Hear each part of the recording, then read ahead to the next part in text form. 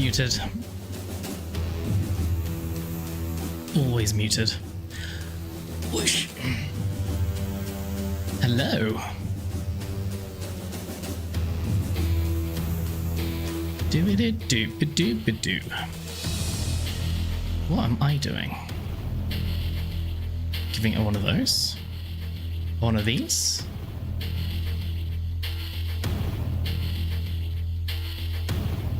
Oh, I want to be there. There we go. That's better.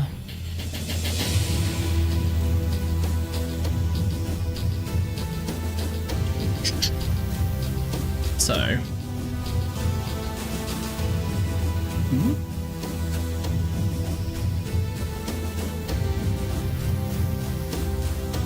What? YouTube, why are you being crazy? YouTube, you're drunk, go home. YouTube. YouTube, stop it.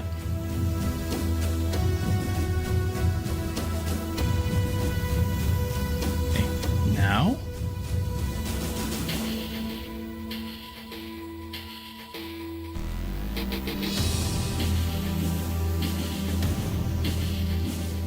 It'll probably be fine. Don't worry about it. Chill. Everyone relax. Oh, that's me.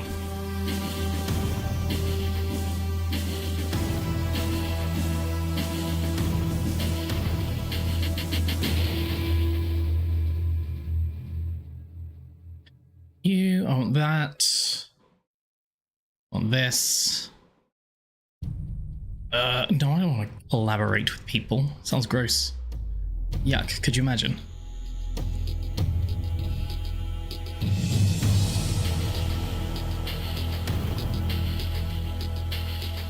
Okay, well, we may have done the thing. May not have. Anyway, this is a game that I really like the look of. So, go play the demo. Just to see what it's like. And again, casual, extreme. So many. It just looks like a beautiful game. I should change my screen positions, as opposed to having one right up there, like above eye level. Production Double Homicide.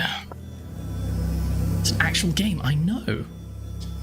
And it's got all your favorite things, like a sprime? Sprime?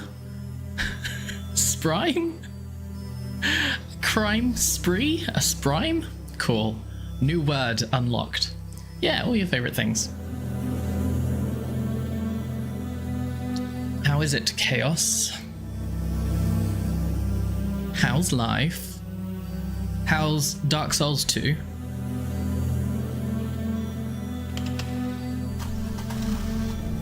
Oh my god, a car. No way. They have those in America? Wait, I don't even know if we're in America. Did it say? Did it say where we are?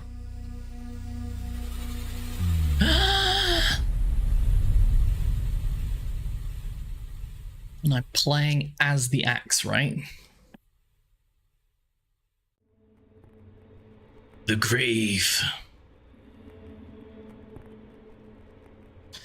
Enter to begin. Oh my god. 2 hands. Oh. Oh. It's always a pile of bodies with you guys. Oh, cool. I have punch and jump. Nice. Okay, well that's one orgy that went wrong or horribly right. Check. Push. Check. It's a mass grave. It's littered with twisted, mutilated corpses. The smell is unbearable. Cool. Well, see you guys later. What's this? A hand? He was having the most fun. See you guys later. Oh, okay. Got a hatchet. Do I burn the bodies? I want to burn the bodies so much.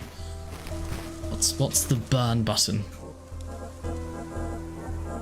Gameplay. Always run. There's run.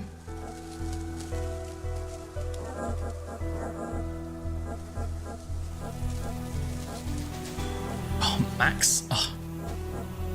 Actually, I don't know.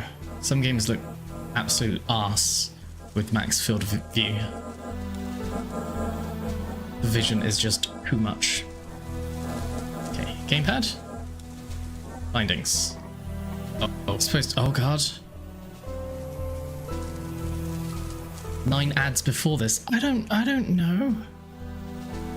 There's something I can do at the beginning of the stream, which is basically run ads before I actually get on, and then ads will be paused. That's what I should do every single time. If I was someone who would light a lighter, how would I do it? Oh, wait, no, yes, 1. No, that's just bringing out my hatchet. Burn the mass grave later. Can we pick up the lantern? Crab? Oh wait, no, you're gonna throw the hatchet, aren't you? Are you? What? Okay, it's just like a little whack. Throw full force, go. Yes, yes! Burn them, unbelievers.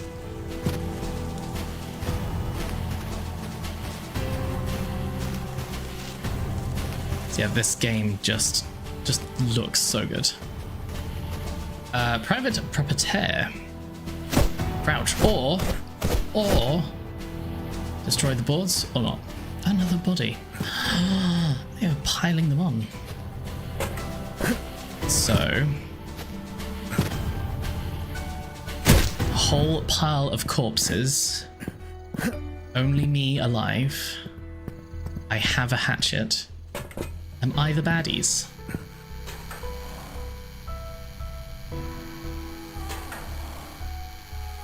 Might not be the baddies. He could be the baddies. I'm not sure. Need to investigate. Okay. I guess we're gonna have to thwack him in the bottom.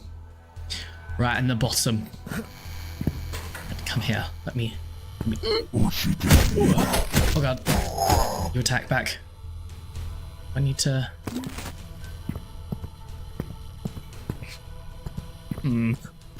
Oh god, they know.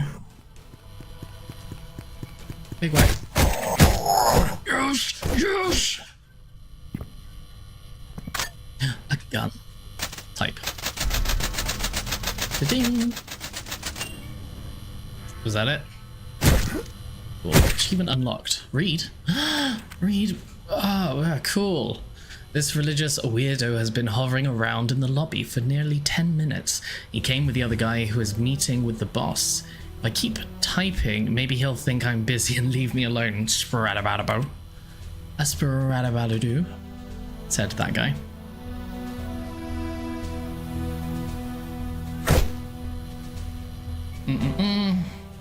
Okay, so we can grab chairs. Excellent. We can grab guns? Okay. We have to stand on guns to get guns. We just look at and collect. Guessing that's health. Big barrel. The door is stuck. Does it need someone to unlock it? So why me? Yeah. Oh, you can throw hatches. Where's his head gone?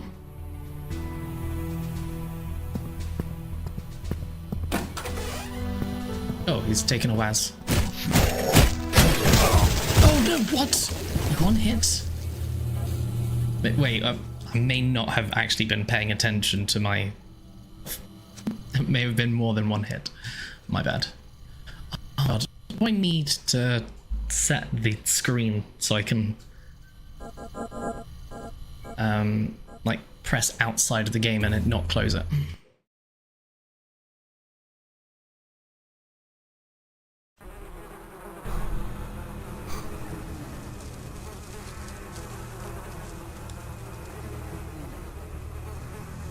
Oh, back here. Nice. Back to the pit. Video? Full screen. Window? Screen? Is that it? That's what I want. Why's the game gone, like, darker? This now looks like a different game, does it not? Oh well, let's go. Does it look better or worse? Everything looks different. Oh, is it because the FOV sliders updated?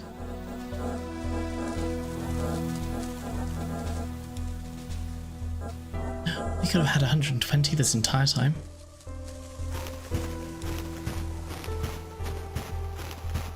Crouch.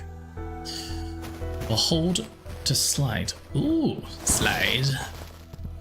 Slide. Okay. Right, so. Goodbye, sir. Oh god, why would it reach that far? That's not how fire works. Fire doesn't spread. Gun me up. Gun me up, Sunny Gem. Should we just gun? How do we gun? Gun.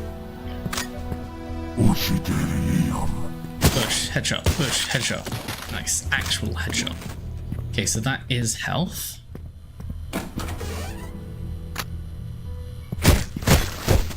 Oh, the heads. The heads, they do be rolling. Double tap. Oh, slow motion. Delicious.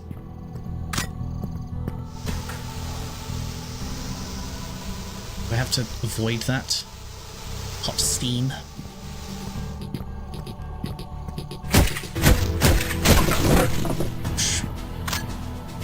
Oh, more ammo. TNT bundle. Okay, I'll take it.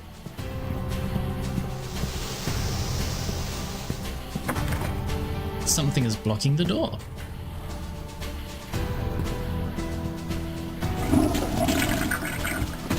Every game's gotta have a flush. Every toilet has to be destroyable. Grab what? What have I got? Is that... Please tell me that's a horseshoe.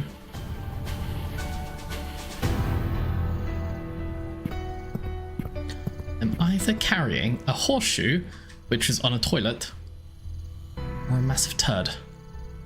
A massive curling turd. Okay, it's a horseshoe. I don't know why, but we've got it. I guess it's just a throwable. You gonna open or not?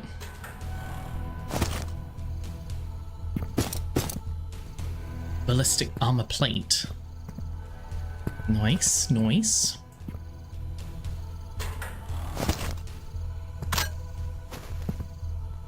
So we keep attacking the toilets. We do get some more horseshoes. The music is intense. Oh, oh god, he has a gun! Just throw a horseshoe at him. Wow. Okay.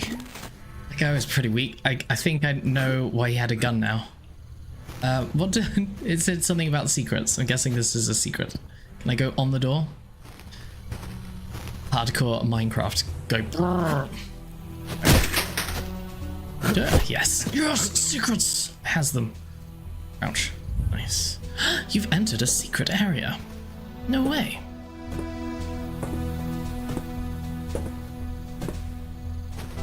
Are there spoopy doopies? Weapons part. Just a part of a weapon. Why do I need anything other than horseshoes? Why have I got 2 hatchets? How is the audio, by the way? Like, how's the music to the me? Z and L? Oh, L for lighter? Yes. Z for the explosives. The explosives, no? Big swing. Big crouch. Big open door.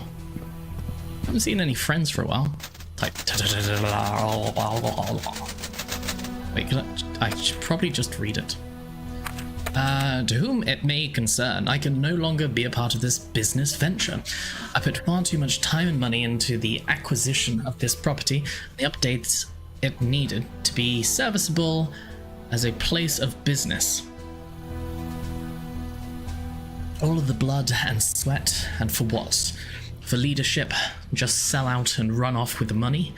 I should have known that all this talk about shrugging off the buyout was just that. Talk. You can consider this my resignation. I'm not going down with this ship. Said that guy. But is it destroyable? Yes, we'll never know. Well, how's it going? This is slightly different to the streams you've joined before. This is what I like to call a video game. Sometimes I play it. How are you, though?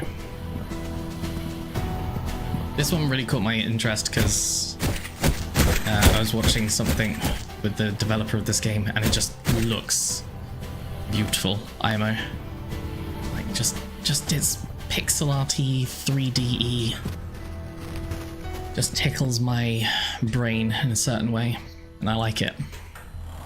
Oh, hello. Gun. Let's use gun against. Oh god, he's using gun as well. No one said this was a shooter. Oh god, so many of them.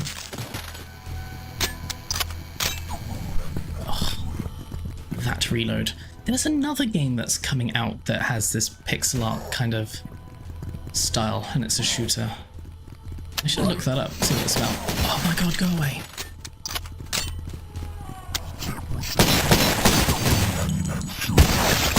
Okay, he dead. He dead. It's fine.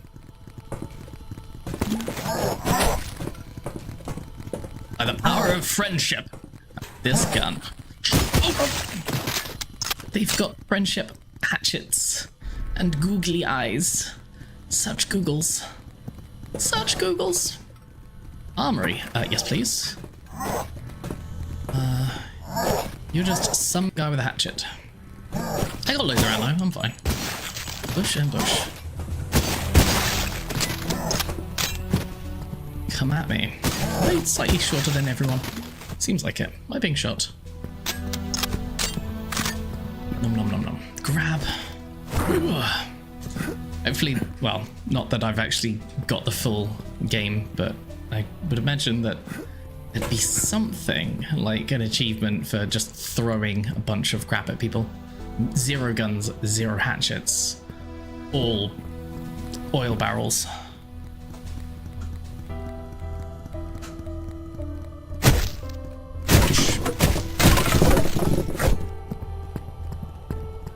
Upgrades. Select upgrades. Dush, dush, dush. Oh, I can upgrade the pistola. More powerful ammunition.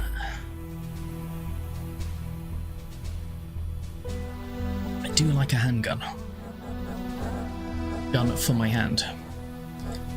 Yes. Nice. Neato burrito. Something else I should be paying attention to. What can I and can I not hit? This. Like this is a thing. What are you? You're the person. What's this? Is it health? It is miss ammunition? I don't know. Pass. Hard pass. Oh god. Oh god. It's fine. I recovered.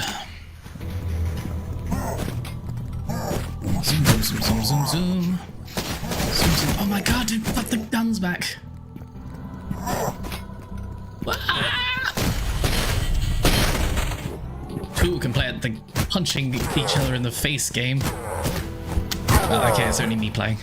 He didn't want to play at all. I wonder if they have ammo as well.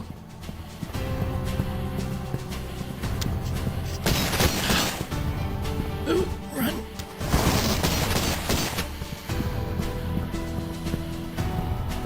Went to a Pokemon battle, like Zigladon, used gun. Cultist, used gun as well. It's super effective. Of course it would be. It's a gun. He's got a gun! You fools, we've all got guns!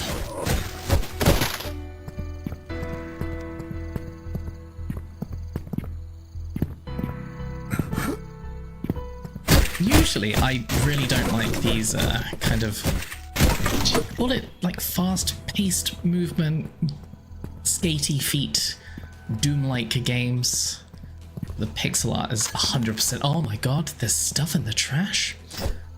The graphics of it have completely sold it to me. Oh my god, I'm on fire. I like everything except for the fire graphics. They're the worst. Grab oil barrel. Might be a bad idea to do that. Think about what you just said. Badmouth Doom again. I didn't badmouth it. It just doesn't tickle me. It's too much skatey feet. Can't deal with skatey feet. Just like I'm sorry. I don't mind watching other people play Doom. Probably should have mentioned that bit. I like other people playing Doom for me, but I just can't get behind actually playing it. I just remember the first time I ever played one. Like, always this. I know it's supposed to be fast-paced, but I think it was because I was coming off of Halo, like immediately afterwards. And they're just very different games. More corpses. What are they doing with all these bodies? That's not where bodies go. That's you with FNAF. Yeah. Because I love FNAF. I love falafels. Do you watch, like, lore videos? Did you say if you've played it or not? I know you've said before that you weren't that interested in it.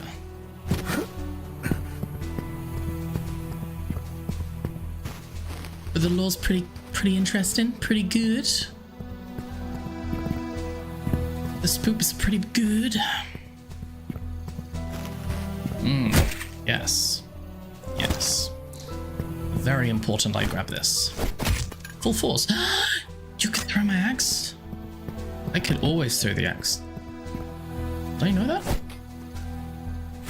Oh, okay. So it's right for throw. It's just MatPat, yeah. I watched Markiplier's gameplays first, and then I watched MatPat's theory breakdown. I used to watch loads of those. I don't watch them so much these days. Headshot. Headshot. Oh. Yeah, that wasn't me missing. That was he has more health than the other guys. Why am I consistently really good at hitting the lanterns with my hatchet? That's a skill I never knew I needed until now. Ooh, rifle. How does one rifle? Oh god! Oh god! The hell? Well, I don't know guns, but this is some sort of shotgun rifle with 2 modes. So normal left does this, and then reload. Interesting. Okay. I don't think I have a frame of reference for this gun. Shotgun. It's a shotgun, but that's the shotgun bit. What's this? Is it like a rifle? Like, that seems to be... I don't know. Weird. Let's say lever action rifle or something. How do I see stuff? Handgun, TNT, hatchet, handgun. Wait, what? Oh, no, no. I'm trying to play with weapons.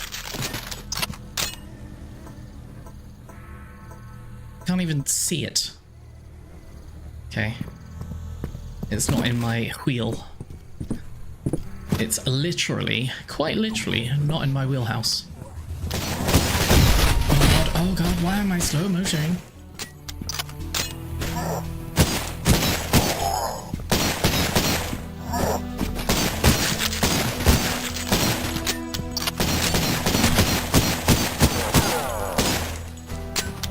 Okay, for me, I'm doing okay with aim. I'm not a PC player.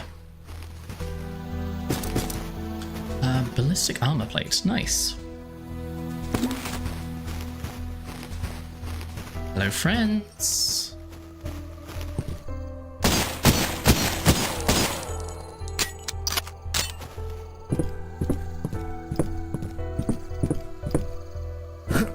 Push. What are you again? It must be ammo. TNT, hatchet, handgun. Want to be up here? So this is the story so far. So I wake up with a bunch of bodies surrounding me and a hatchet nearby, and I am relatively unharmed and unscathed. And then I go into a facility building warehouse location, and there's a bunch of dudes trying to kill me. So my question is, are we 100% sure we're not the bad guys? We just murdered a bunch of people, and then the cultists people are like, hey, you're a naughty boy. Stop killing people. That's our jobs. We're taking the cultist jobs. That's why they're angry with us. That's why they want us dead. We're killing too many bodies. Big throw.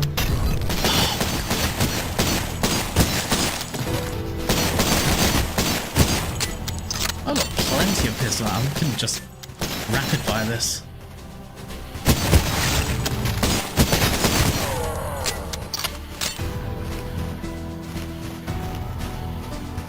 Oh no!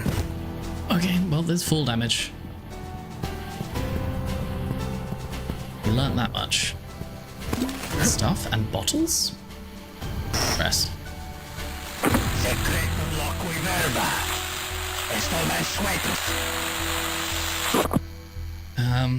Damn it. I need to finish my Duolingo.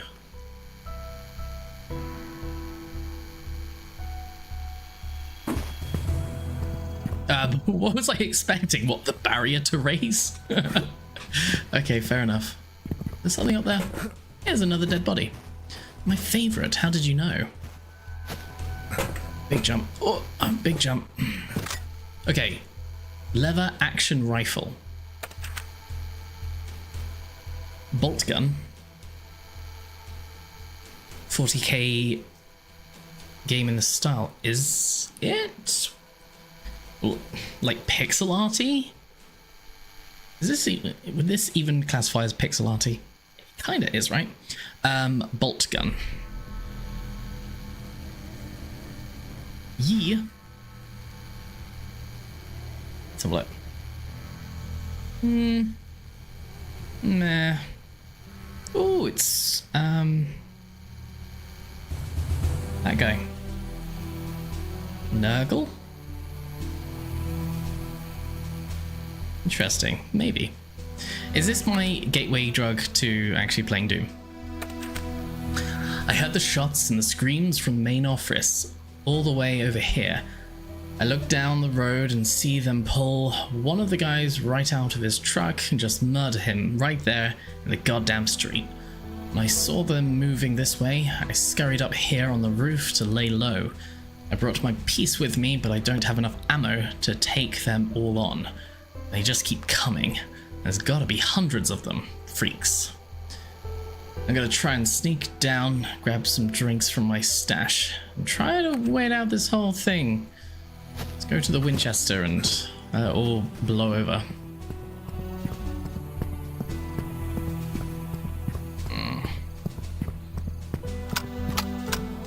Let's see what the range of this thing is. One's rapid fire, one's single shot fire. Left or right, left or right. Like that's going towards progress.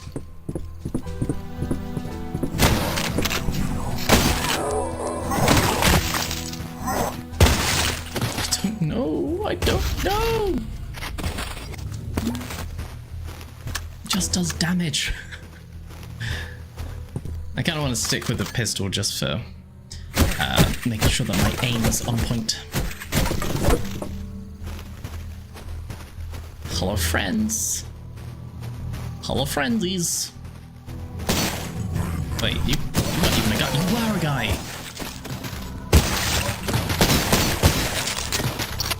Molotovs? Molotovs? My favorite. How did they know? Oh, was this like off the path? Yes, it was. Okay, so we could have gone left or right. Do do do do do do.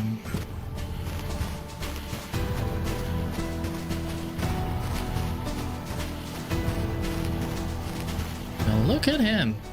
He's having a whale of a time. A whale of a time. That work? No.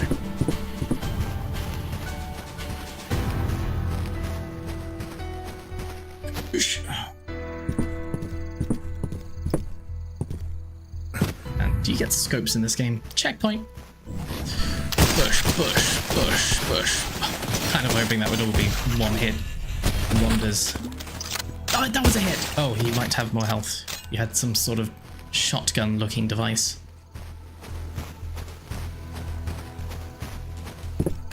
Oh. Is this one of these games? No.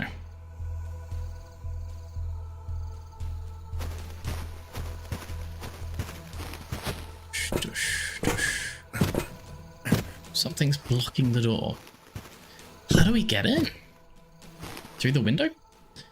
Probably. Have I ever found anything decent in one of these boxes? Don't think so. Right. Crouch jump. Oh, so that's the sawn-off shotgun. Handgun, shotgun. But where's this other gun? What's this? What's this? My brain can comprehend what a sawn-off shotgun is. Oh, can I move this? Can I move you? Open? Something's blocking the door. Okay.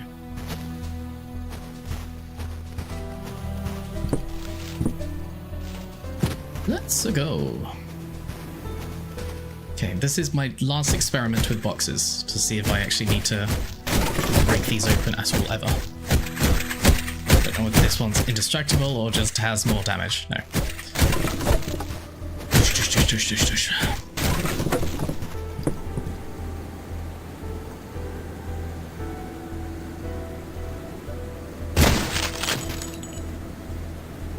Pistol would have done that too. What do you want from me, game? I'm trying to learn. Big jump. Nice.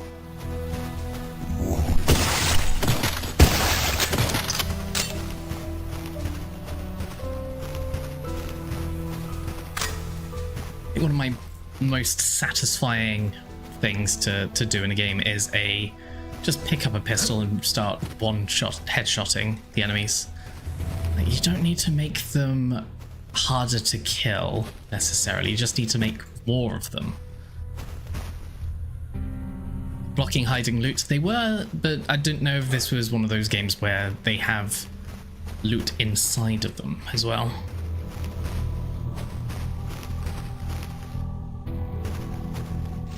Secrets? Secrets? Secrets? Secrets? Big jump. I'll make it somehow. Oh. I never had to use the lighter. Oh god, no! Okay, so lighter can turn on, and lighter can turn off. Just like in real life.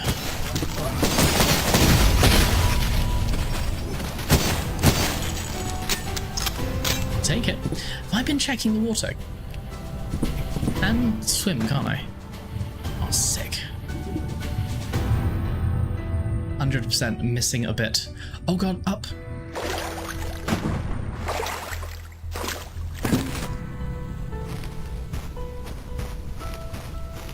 Yeah, I wonder if there's a no weapon run mode achievement something. You just throw barrels at people. Dush, dush, dush. Oh, hello, ammo. Oh, yeah. Magnum? Where? Magnum? Where's Magnum? Magnum? Magnum? Magnum? Make me ask again. I will. Oh, you're definitely somewhere around here.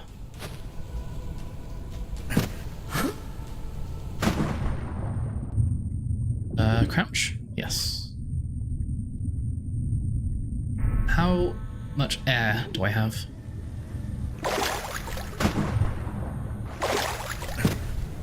Fuck you, Baron. You're the worst PewDiePie character. I haven't watched PewDiePie in such a long time. Actually, I think the most I've watched of him is Meme Review. Meme Review. Them's were the days. Back when I had time. Are you a I shoot you and you fall down thing? You're a I shoot you and something falls down. An FG42? Oh, he says like he knew what that is.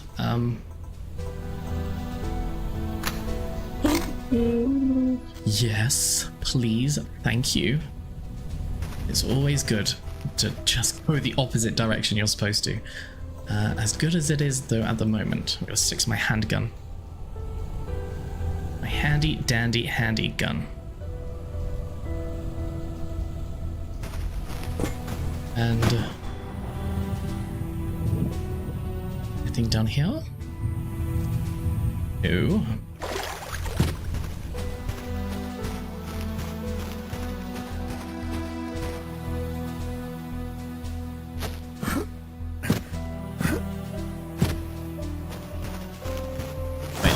Now.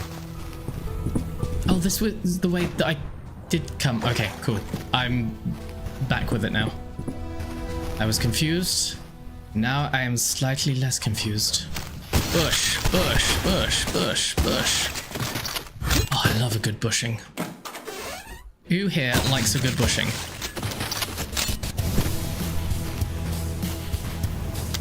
You first. Try out our new one. Where is ya? Friend? Go away. I want to get my cool gun out, but I don't know what its key binding is. Bush. Nice. Nice. Ah, oh, look. She is beautiful. Right there. Right there. Right there. She is everything I've ever wanted in a girl. That scope though.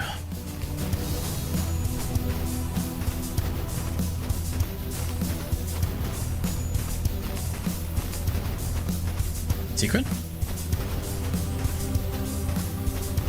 No secret. What's over here then? Ah, so this is that place. Good to know. Damn it! Good to know.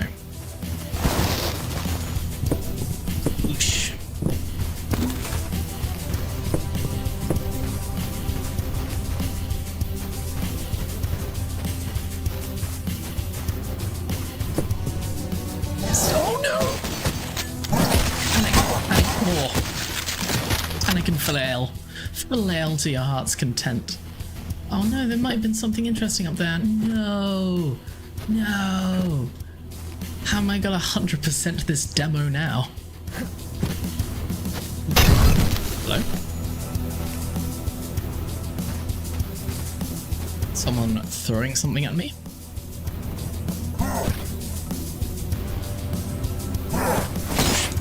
You could shoot hatchets. Hatchets. It's just hatchets. You don't need to get fancy with hatcheses. That's not the plural. Like you. Bush. Idiot. But where do you go? Tell someone no.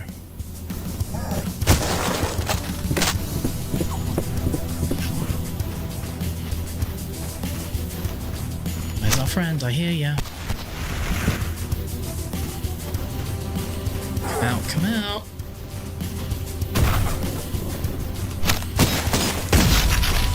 A kaboom. A kasplat.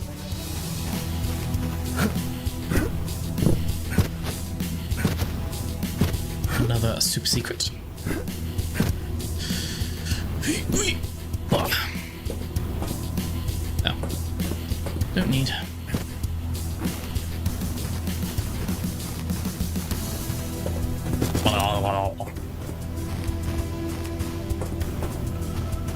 So ballistic. Right. To the unknown. Oh god, yeah, I forgot they could do that. Forgot they could do that one thing that they do all the time, and that's throw a hatchet. Oh god, oh god. The hatchets, they just keep coming. Oh, did you just explode yourself? They did. They did just explode themselves.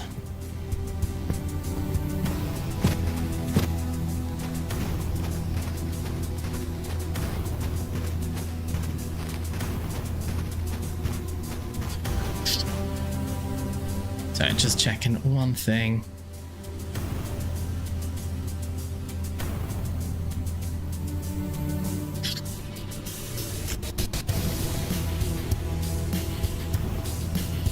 Why are you being extra weird today? There we go. Much better. Okay.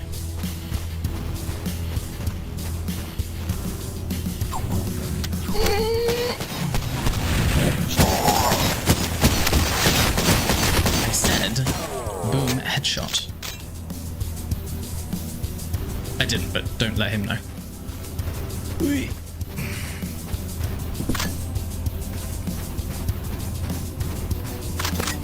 Beautiful.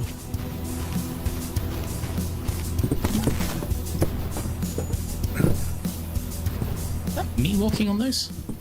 Yes, okay. Thought we were going to get a weird new enemy type. Plank walker.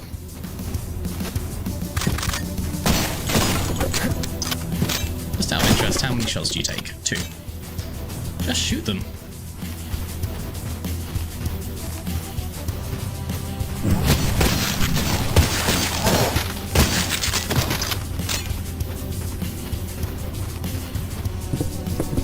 This away from me. Oh god, oh god, oh god.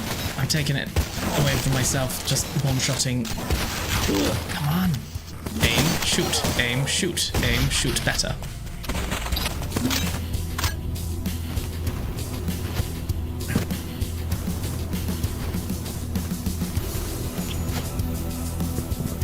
Secrets? Did I go over here?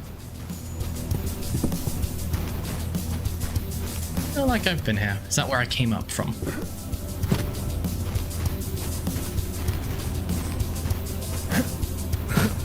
I'm kind of gutted that it had a magnum and I didn't pick it up. It was somewhere. Or at least the ammo was right there, so... Oh, I was paying attention. Yeah, it had the ammo right there, so... Why would they give us magnum ammo if that wasn't an option?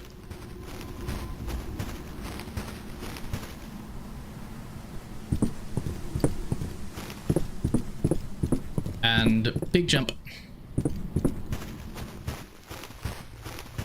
Today, Chuck. And end of demo. End of demo. End of demo. Look at all these dead peoples. Look at them go. I am so sorry. I had no idea that would work. Cool, though. See, you have 4 hearts, 2 eyes, 2 hands. Yep, checks out. You're human. Big jump. Splurt.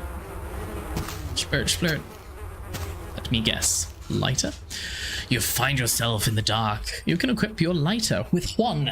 However, this will restrict your something, something, something, something, something, something. What do you mean with 1? Was I going to say this restricts you to just the hatchet?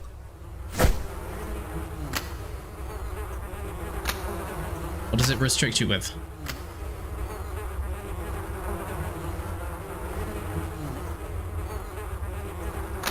There are literally no restrictions. Can't dual wield, can I?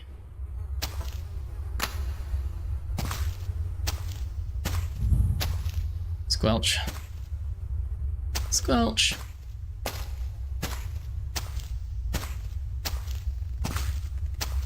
High five. Oh, hello. I don't trust you. Yeah, you got feet. I don't trust you. Okay, you're fine.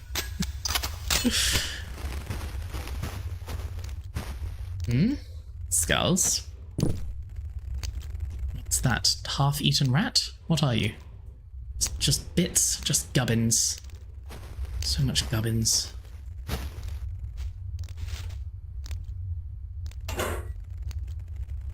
At the moment, nothing's been too supernaturally, so I don't know why I'm scared of corpses.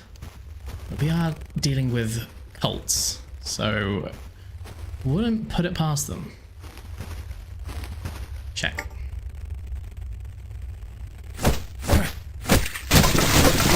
what the hell?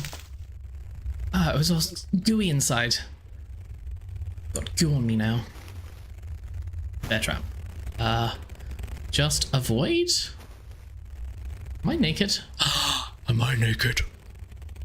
I'm naked. Am I naked or are those shoes? Am I wearing sandals? I think. On closer inspection, I think I am actually wearing clothes. That was a roller coaster. There we go.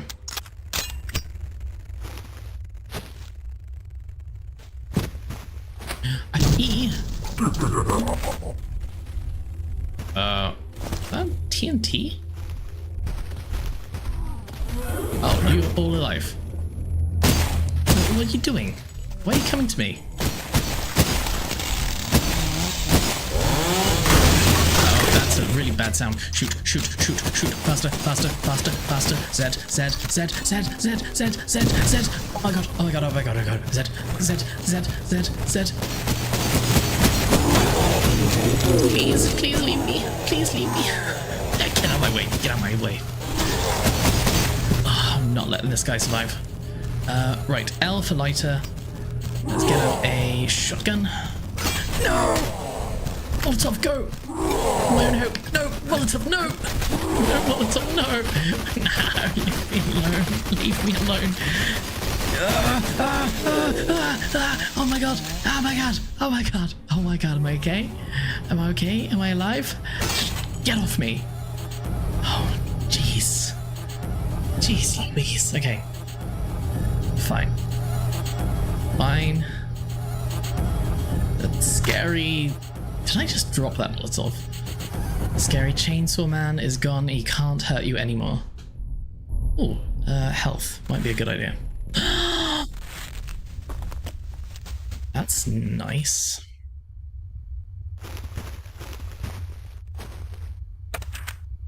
Scrawled note. 40 barrels today, 50 tomorrow. Do good job, more friends. Grab a bear.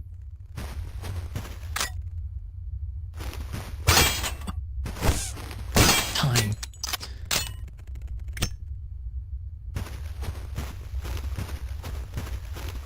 Now where are we going? Like, where's that guy going? Let's follow him. He seems to know. Oh, you explode now, do you? That is something different.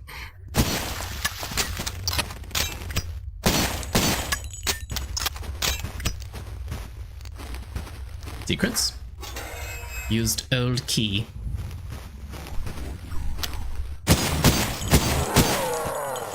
Oh, you ass! You pyro ass.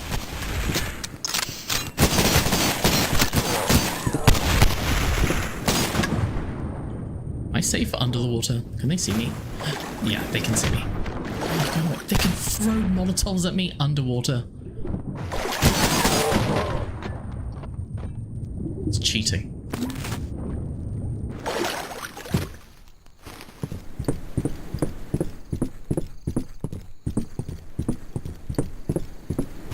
Let's get out of this cave, shall we?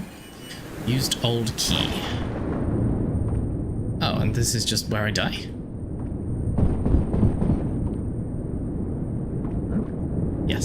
This is where I die. No, not today.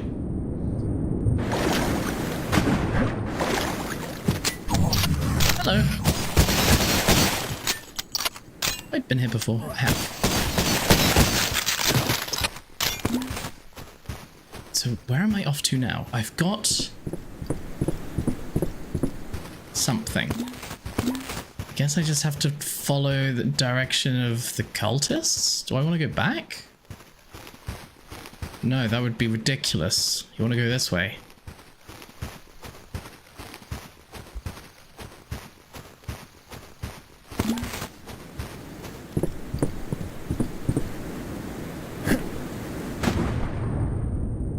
I mean, I always could have gone down here. Oh no, because the water was pushing me away. Okay, this time will be different.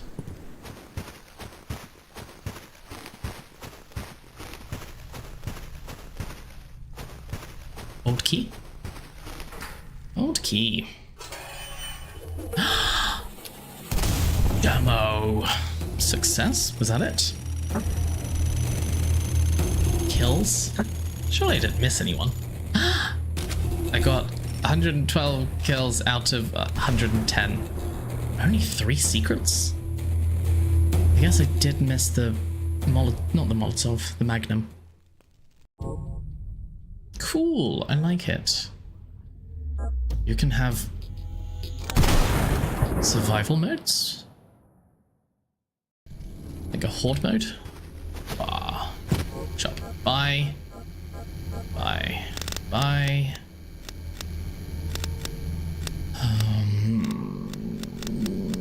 Gun. Wait, is there a Magnum? No. What uses the Magnum then?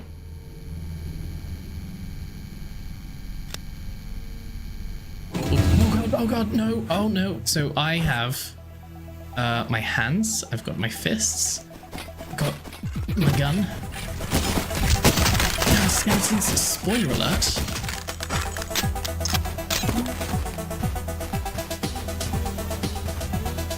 Combo. Be green. Ow, ow, ow. I'm not going to survive this for very long.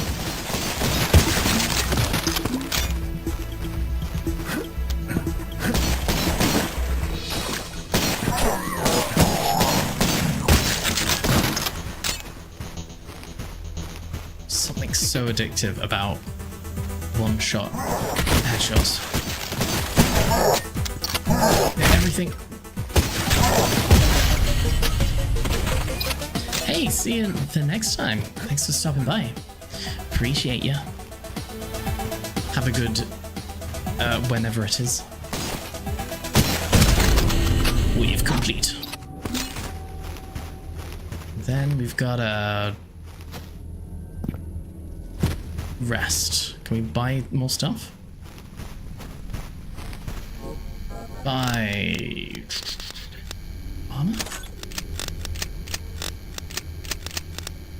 All we can afford.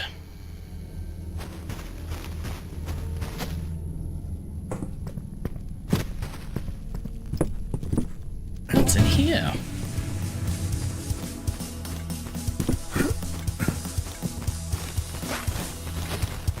Oh, I should be able to stand on here. Oh, I can. That's fine. I'm happy now.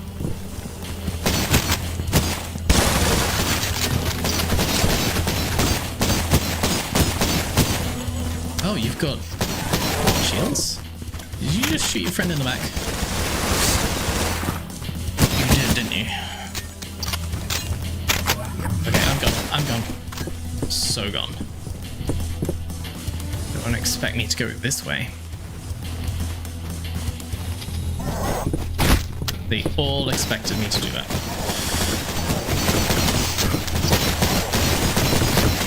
So do I just, like, aim for the not shield? Aim for your leg? Or is all of you defended? Bang, bang, bang, bang, bang. Out of ammo. And I'll just whack you with my stick. Shotgun. It kind of sucks that you can't pick up the weapons that they drop.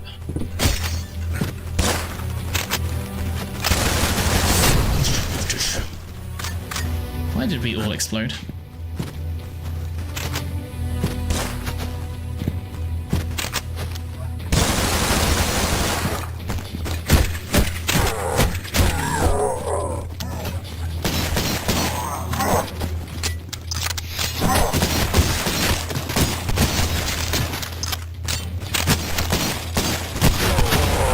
And a boom.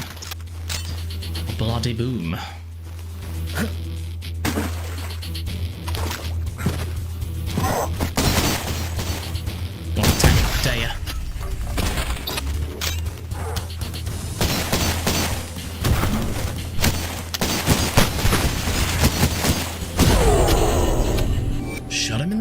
Cool, okay. So that was that demo. And we did kind of okay for surviving, so that was something. But there's something else that I wanted to try today. Something I like to call... Where'd it go? And what's it called?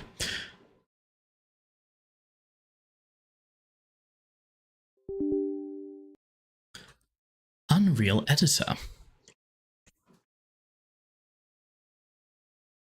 So we're gonna have a little play with this.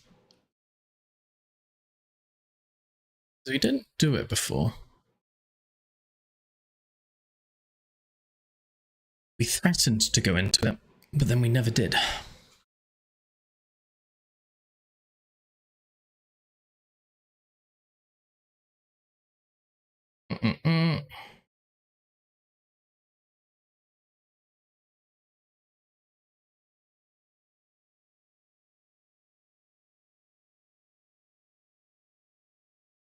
There you are.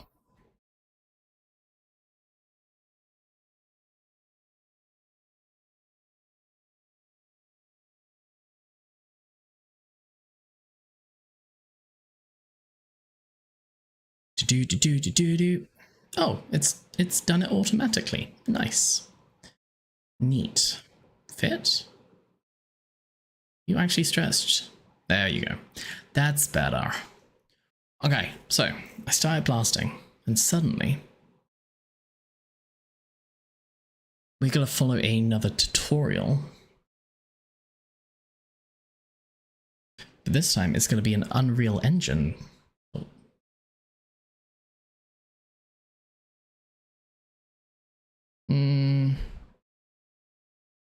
History? Where is it?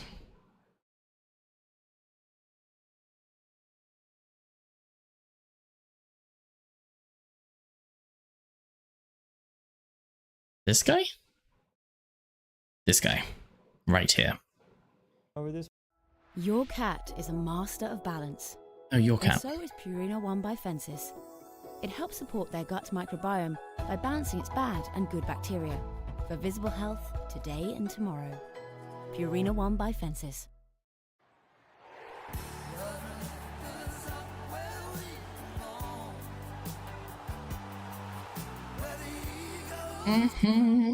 Because we're still not quite to the classroom yet, but we're almost there. Okay, so welcome to so this is the guy we're gonna follow. Let's bring him up, shall we?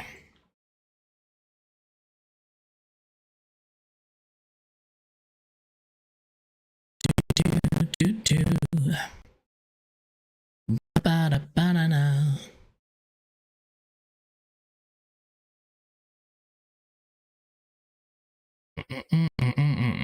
That is not what I wanted to do. Just come over here. It's better this way.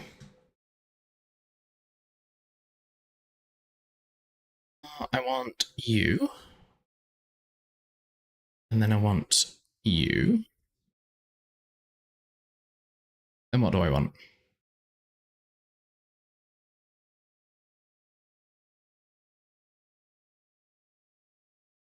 am I changing the stream info? Oh, it's right there. Why, you're hidden, buddy.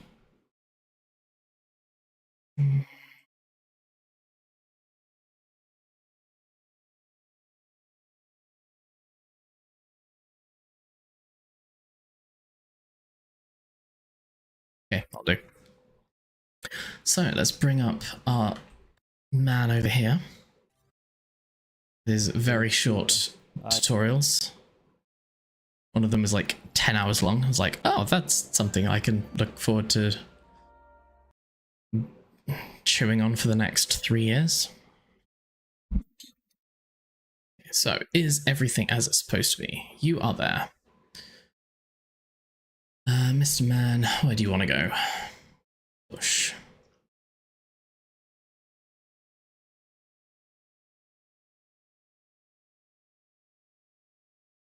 I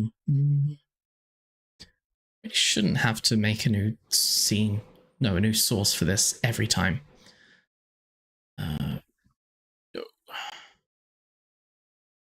Ooh.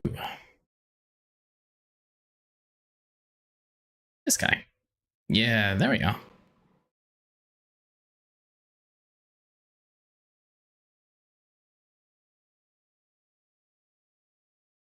Yeah, you could be there. All right, welcome to our visual scripting crash course. My name's Kevin.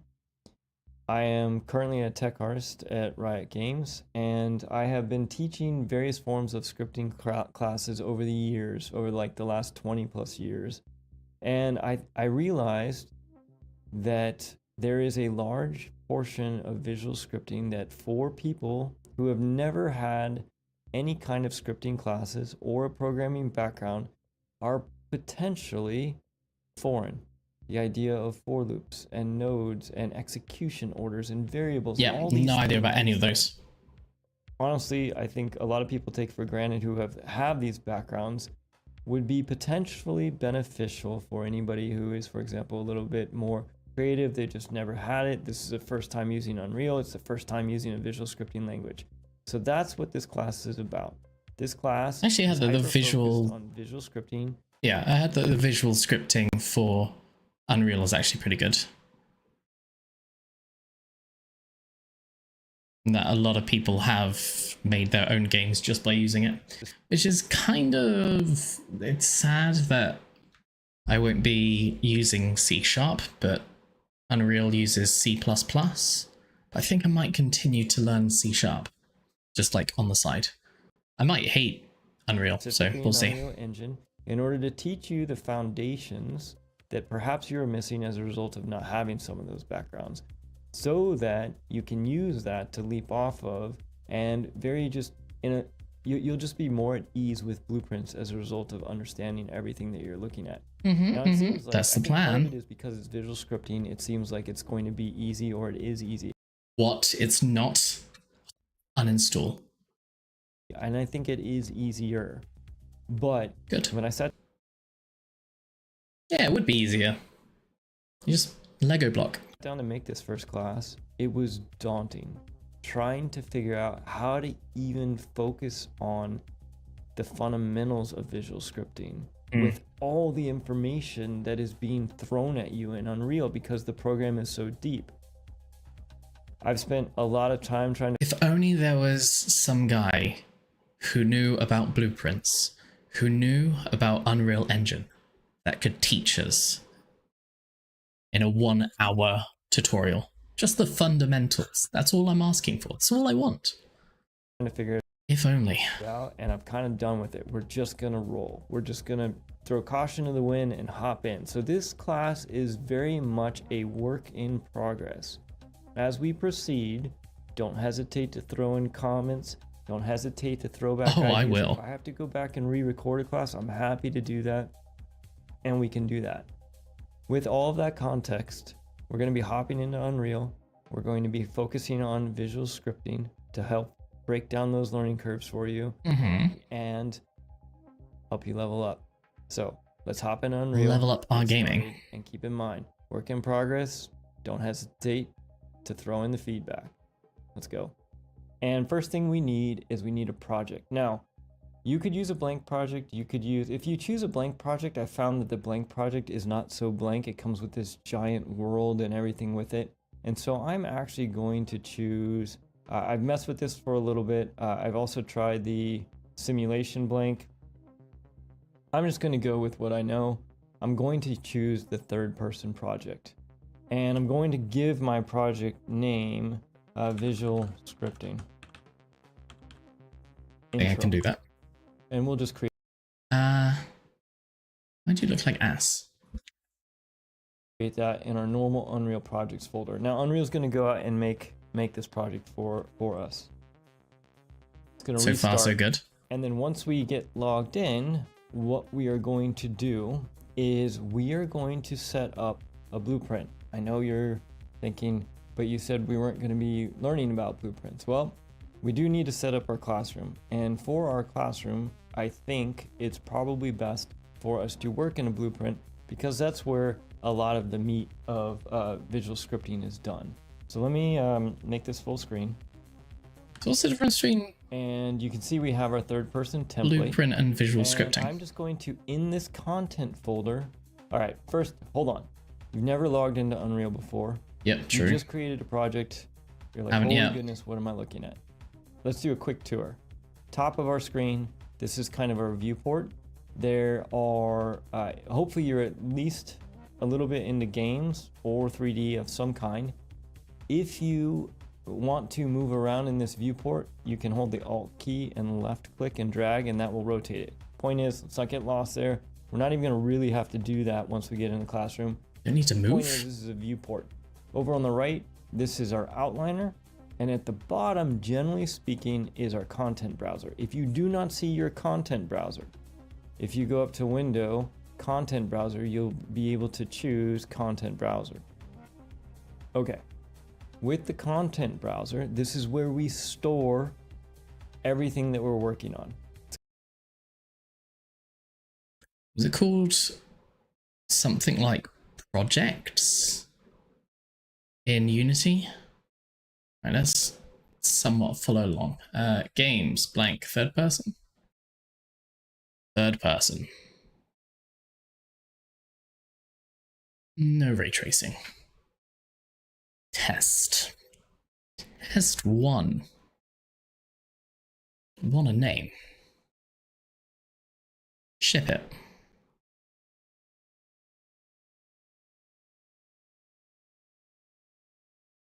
It's kind of like our filing cabinets. If we have a desk and the top of the desk is our workspace, it's sort of like the drawers and the filing cabinets that we're working with underneath.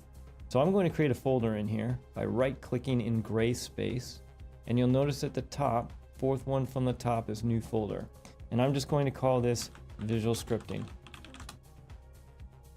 Double click on the folder, and we should be kind of where we're going to store all of our files initially.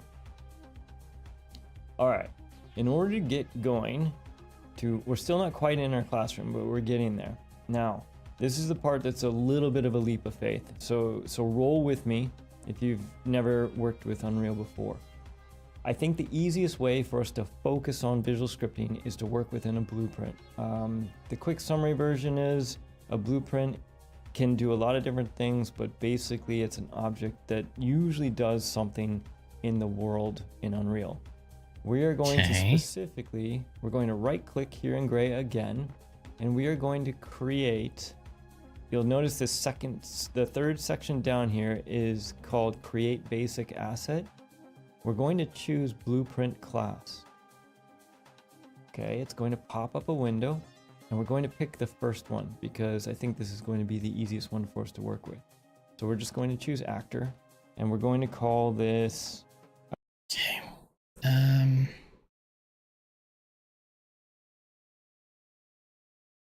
So let's follow along. So we've got the place.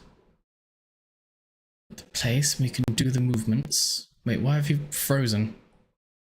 Why have you frozen?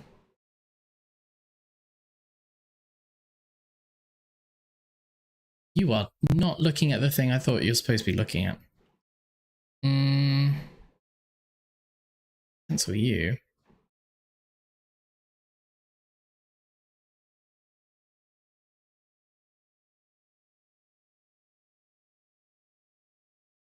play game, is it, that's catching that? Unreal Editor? Test? Yes? Is that it? Oh, now you just don't want to show.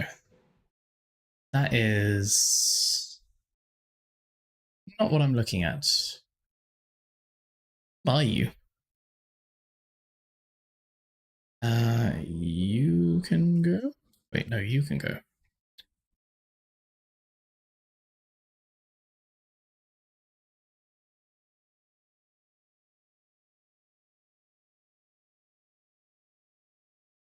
Right, how am I gonna bring you up?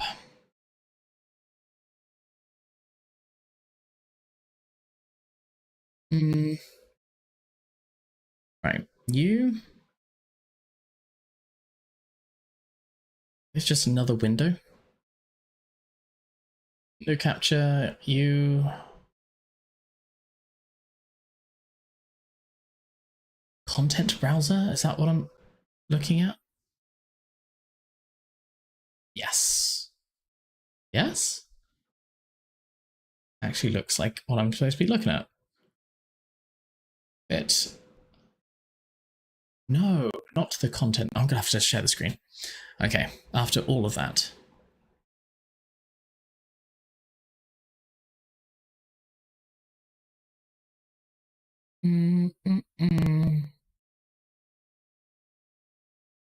Why I can't just share this window? Is it because it's technically like multiple windows?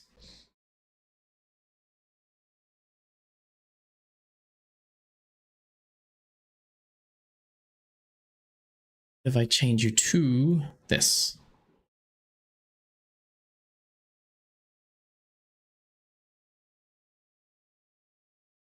You do not like that whatsoever. Oh, it's because you're hidden. It's not you, bud. It's not you.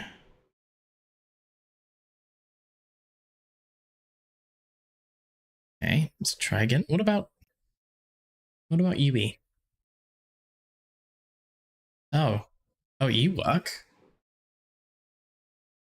Oh, you work perfectly. It was the one that was called UE. Who would have thunk it? So now we've got you. Right? Yes. Why do you look different? Why are you playing games with me? Fit. Just fit to screen. Thank you.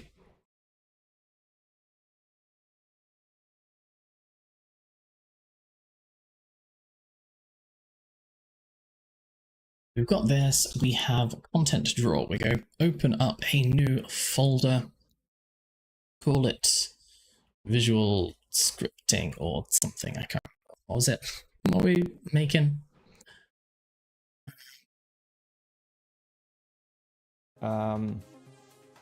Class 1 actor. Visual scripting, and we're going to make a class 1 actor. And I'm actually going to prefix this. We're going to call this blueprint BP underbar class 1 actor. Okay, almost there. Let's double click on this. And this is going to open the blueprint editor. Let's take a quick break. Or not a break, but let's just take a quick pause. We've just been going for 7 minutes. Do we really need a break right now? A little bit of it. Okay, let's open you up then. And we are adding a something. What was it?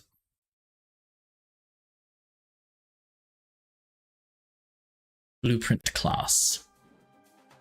Okay, it's going to pop up a window, and we're going to pick the first one because I think this is going to be the easiest one for us to work with.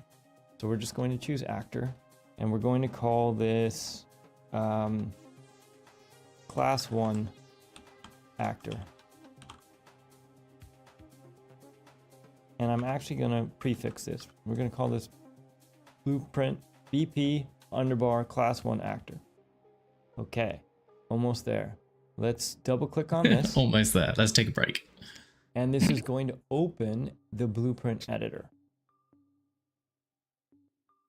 Let's take a quick break, or not a break, but let's just take a quick pause and go on a little bit of a tour and take a deep breath. So far, so good. I'm going to save this just so that I have it saved. Now, again, for those of you that are completely new to Unreal, this is sort of the quick intro. We're kind of glossing over this because we're still not quite to the classroom yet, but we're almost there. So welcome to the blueprint editor. Over on the left hand at the top, we have all of our menus and things like that. We'll explain what this stuff does in a minute. On the left hand side, you have our components. This component section, you can sort of think of this as the visual elements of a blueprint. What do I mean by that? A blueprint can have visual elements. For example, if you're playing a game and the game has an actor or let's say your character, the visual aspects of your character, the outfit, the costume, you might see those over here. Okay. If you're doing a virtual production set, you might see over here on the left, maybe. Right, how am I going to get you up as well?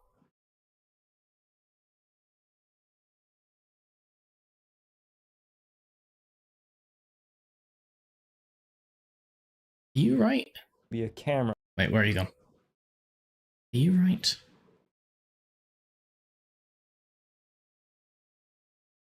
Why do you look like that now? What are we doing here?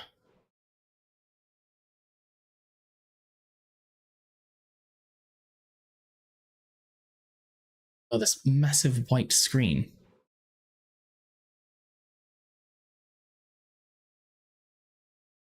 Oh, okay. It's you.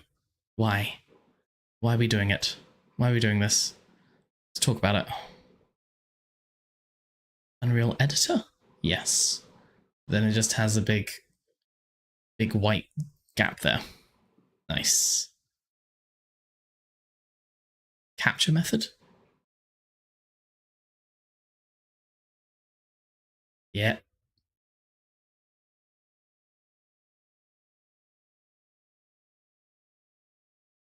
Okay, you're the one that I can already see. Okay, let's try that again, but with this one here. So I want the one with the blueprint class 1 actor.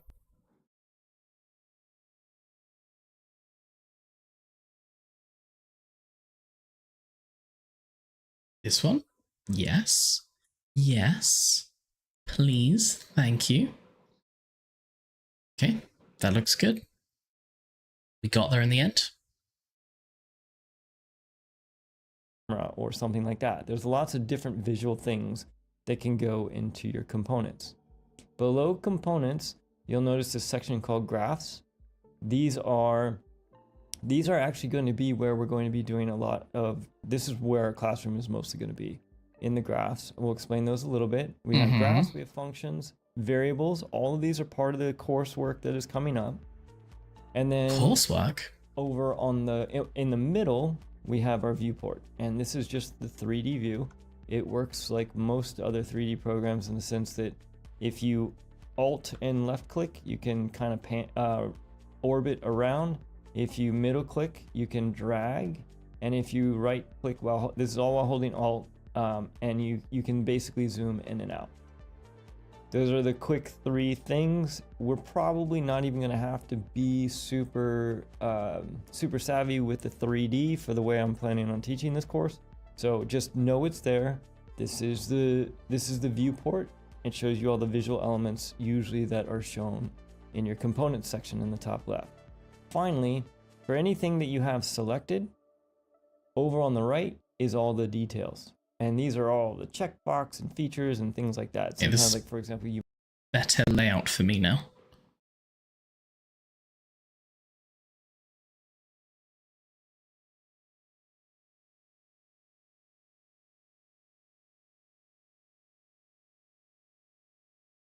There we go. You might have colors over here. Might be happier with this now. All kinds of different things. And we are going to be using the details panel as well. So that's a quick intro to the initial screen when you log in. Okay. And 2 other tabs you'll notice up here next to viewport. Construction. One is a construction script. Just We're going said that. to ignore that for now, but we're getting closer. It's called a script. And the other one is the event graph. This is going to be where our classroom is.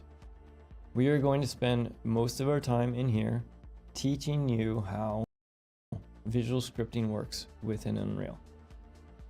So, Gotta keep hydrated. welcome to class. We made it. At this point, 10 minutes in.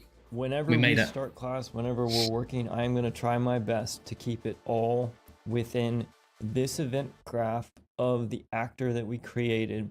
So if you ever need to get back here, if you were to close this, all you would do is in your content browser, when you first open Unreal, you can double click on visual scripting.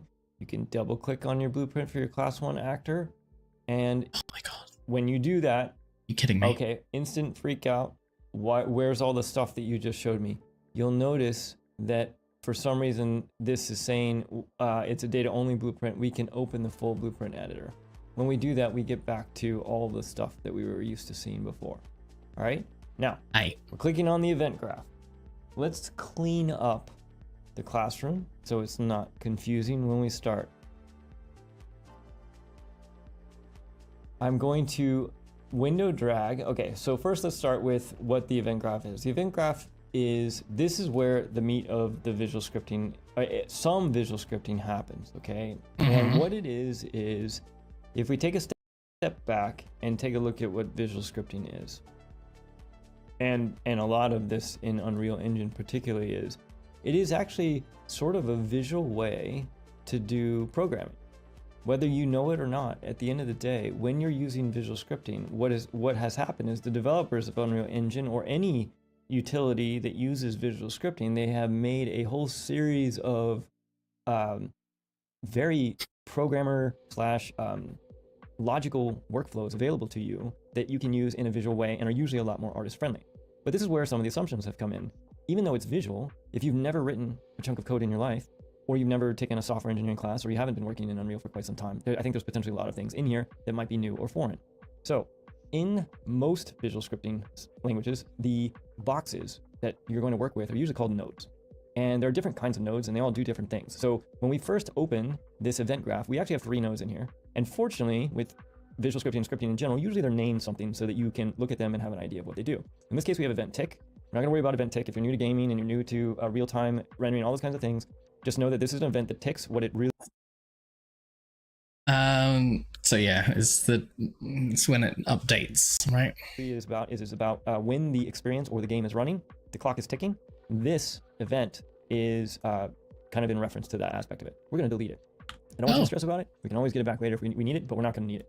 Our next event Bye, is then. event actor begin overlap. That might be a little bit foreign to you, but if you just read what it says, actor begin overlap, it probably has something to do with an actor overlapping. I don't really know what exactly that means, but at least it's something. I can kind of guess at what it is. And then the last one that we have is event begin play. Now, You sure you know what you're doing? hopefully, because it's called I don't know what this means. begin play, you know that this is an event that happens when begin play starts. Hold on a second. When does begin play start? How do we play? All right. Well, in the top, you'll see this green button.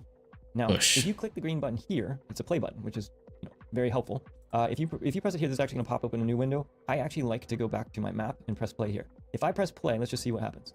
You'll notice that if I press play, we actually begin or start our level. We begin playing. And whether it's a level or a Oh my God. experience or a virtual production set or whatever, we're basically saying start, begin play. Now, in this works just like most WASD third-person games. So if you are a gamer at all and you want to run around a little bit just because it's fun, you can use WASD and kind of move your character around. When you're done playing, in Unreal 5, starting in 5, I think it was, in order to stop, I believe the default is Shift Escape. You may be able to just press Escape, but if Escape doesn't work, it's Shift Escape. The Yeah, other thing escape you can do works.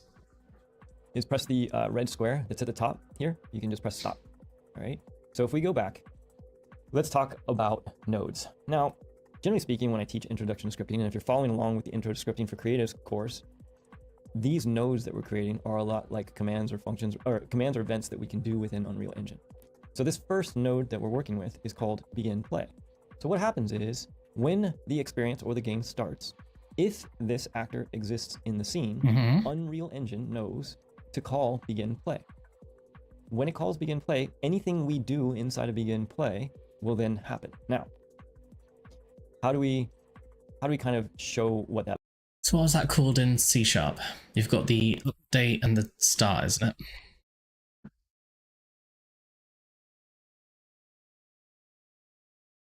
Might look like. All right, what we are going to do is we are going to create a series of events that happen when begin play starts, just to show you how this workflow might go. And to do Oh, that, hey, Penguin. developers of Unreal have made available How's it going? How are we this fine evening? to us a whole bunch of fun, cool things that we can use to do. I'm trying Unreal Engine for a bit, just to see what it's like. I tried Unity, I tried Game Maker, and now I'm on the big boy pants Unreal Engine, but using the Lego blocks again. I've kind of gone forward and backwards at the same time. But on the side, there's a app called Solo Learn that's kind of like Duolingo for coding. So I am still learning C#, but just in the app instead of through copying and pasting ChatGPT, basically.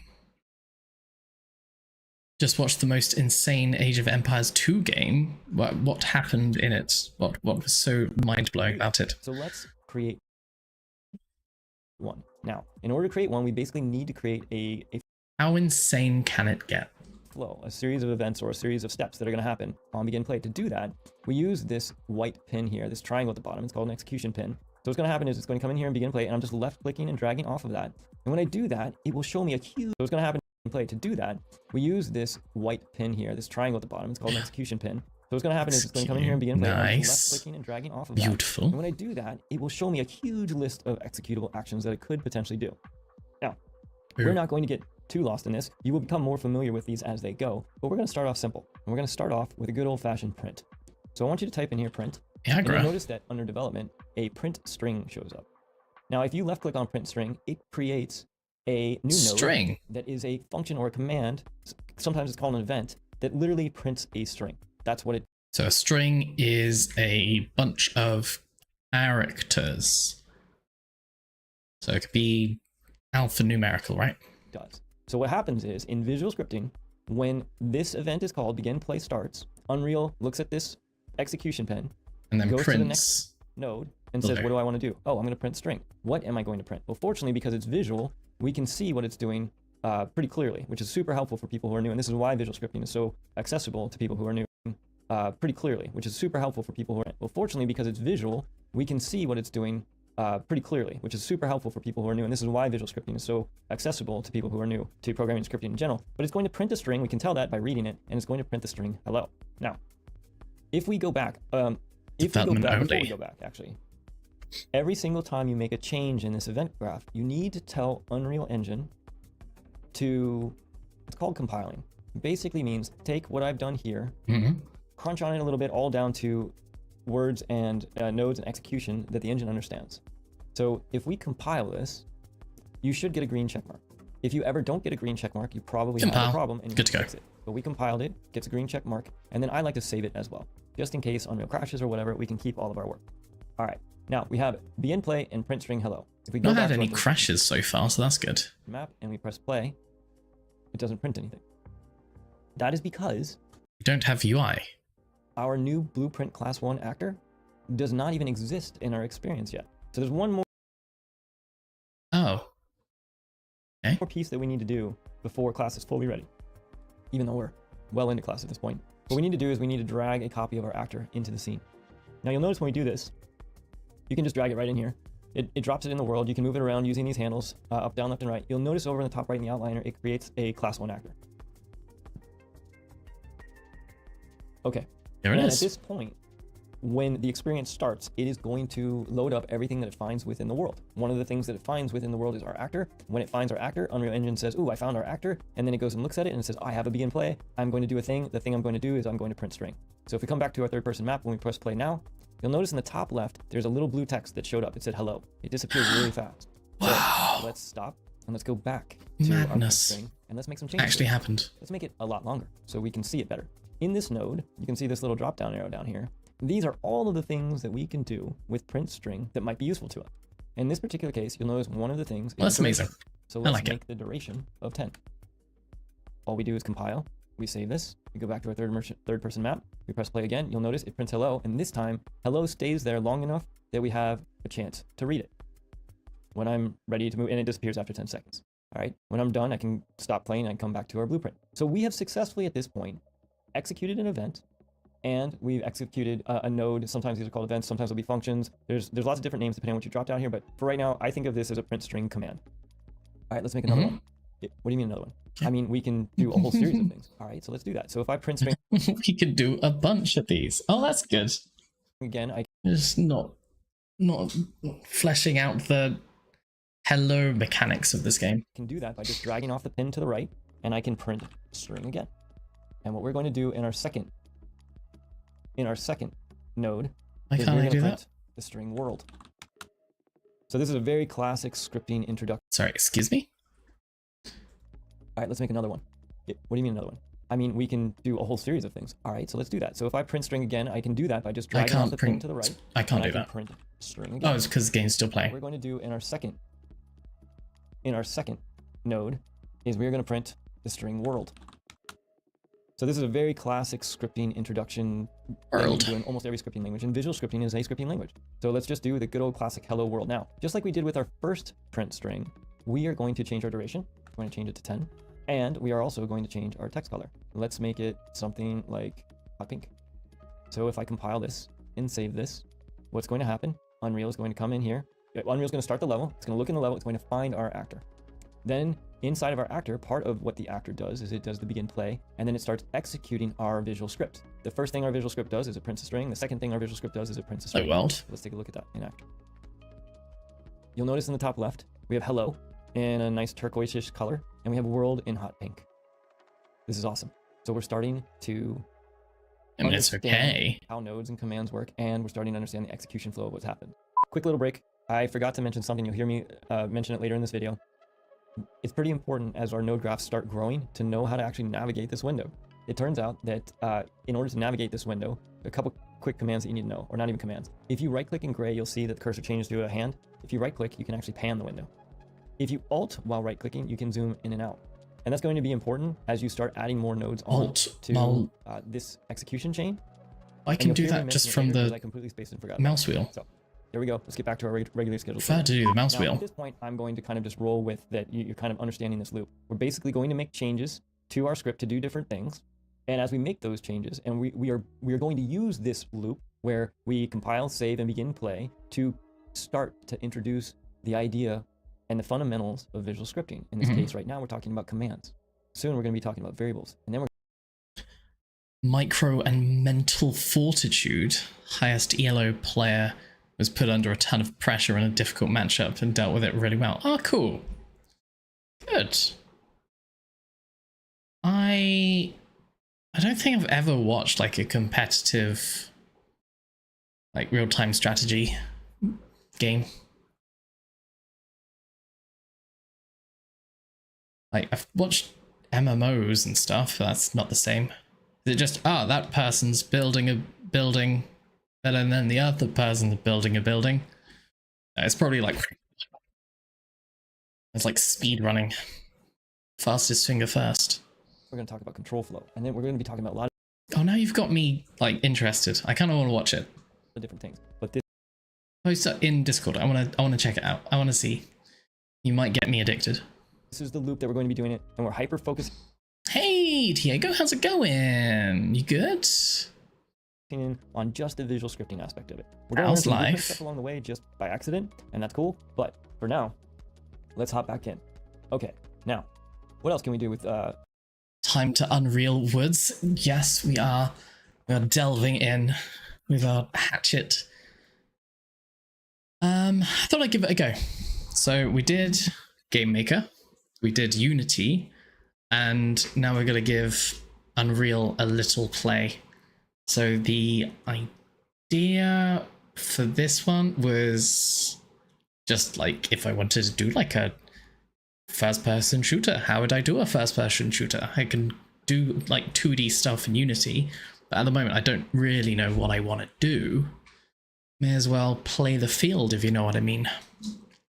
our visual scripting? What if we? How about how about we just kind of take a cruise and see what else is available to us? Let's see. Let's try draw. Let's type draw. Now there is a draw. There's a couple different draws in here. There's drawing debug boxes, drawing debug. Let's draw a debug sphere. All right, now this one is a little different. And what I want you to start to understand is these commands, these functions that we're creating, and each of them does something different. Oh, so yeah, I'm playing around in Unity blueprints because I don't want to have to learn C++ and C#. So on the side, I'm still continuing to learn C#, but I'm also going to play around with the visual scripting. Or blueprints, is that what they call it when it's in Unity? Okay, yeah, definitely post it to me. So we have our I'll first watch it. print, our second print, then our draw. You might not understand what's going on because it's Age of Empires. I'm like, how have they got a citadel? I'd have built a cart by now. Debug sphere. Now, what is a debug sphere? Basically, all it does is it draws a sphere. The interesting thing is No the way. difference in the information that you give each of these. So you'll notice our print strings, they take a string. We can choose whether it prints the string or whether it prints the log. We can choose a color, duration, etc. The sphere is a little bit different. And we're going to get into how all these things get created and whatnot later. But for now, these are all the cool commands that are available for us to use that somebody else has written, and we are going to be using a ton of them. So for our sphere, for right now, let's just keep the center at 0, 0, 0. That is a location in space. We'll keep our radius at 100. Segments is fine. Line color. Notice this. Our duration is 0 and our thickness is 0. So even though I have this debug sphere on my file, save this, and I run that Thickness. game, I don't actually see the sphere anywhere in here. I'm assuming 0, 0, 0 is somewhere in the scene, but I don't see it. And I'm moving this. It's because thickness isn't a thing yet, right? Let's make you slightly bigger. Mr. Man. Probably should know my teacher's name, right? Hopefully his name is actually Mr. Man. In Unreal, you can do anything using blueprints. Yeah, I've heard that a lot by people who have used Unity and played in blueprints. But then the people that haven't ever touched it, they're like, it's not the same. It's not the same as lines of code. You'll get stuck, won't be able to do something. It's like, you probably could just add a bunch of more Lego to make it work. But like I said, I think that the visual scripting is more intuitive, so it might be more fun to learn, but actually I'm kind of having fun learning C#, so I'm going to continue to do that on the side. Camera, but just by left, I just tapped and I'm just moving my mouse. Okay, and the reason we don't see it is because we didn't set a duration. If we set the duration to be 10 seconds and a thickness, right now 0 thickness means it doesn't have any thickness. If we set our thickness to 1, we compile and we save this, then we go back and we press play. You'll notice that, well, I don't actually see our sphere. I love this. Oh, compile, we need to put it into the scene? Wait, how do we... Wait, no. It's already in the scene. It's there. Wait, is it there? It's not there. Oh god, what have we done wrong? This guy has steered us incorrectly. Unless it's like a bluff. And actually, this is a learning opportunity.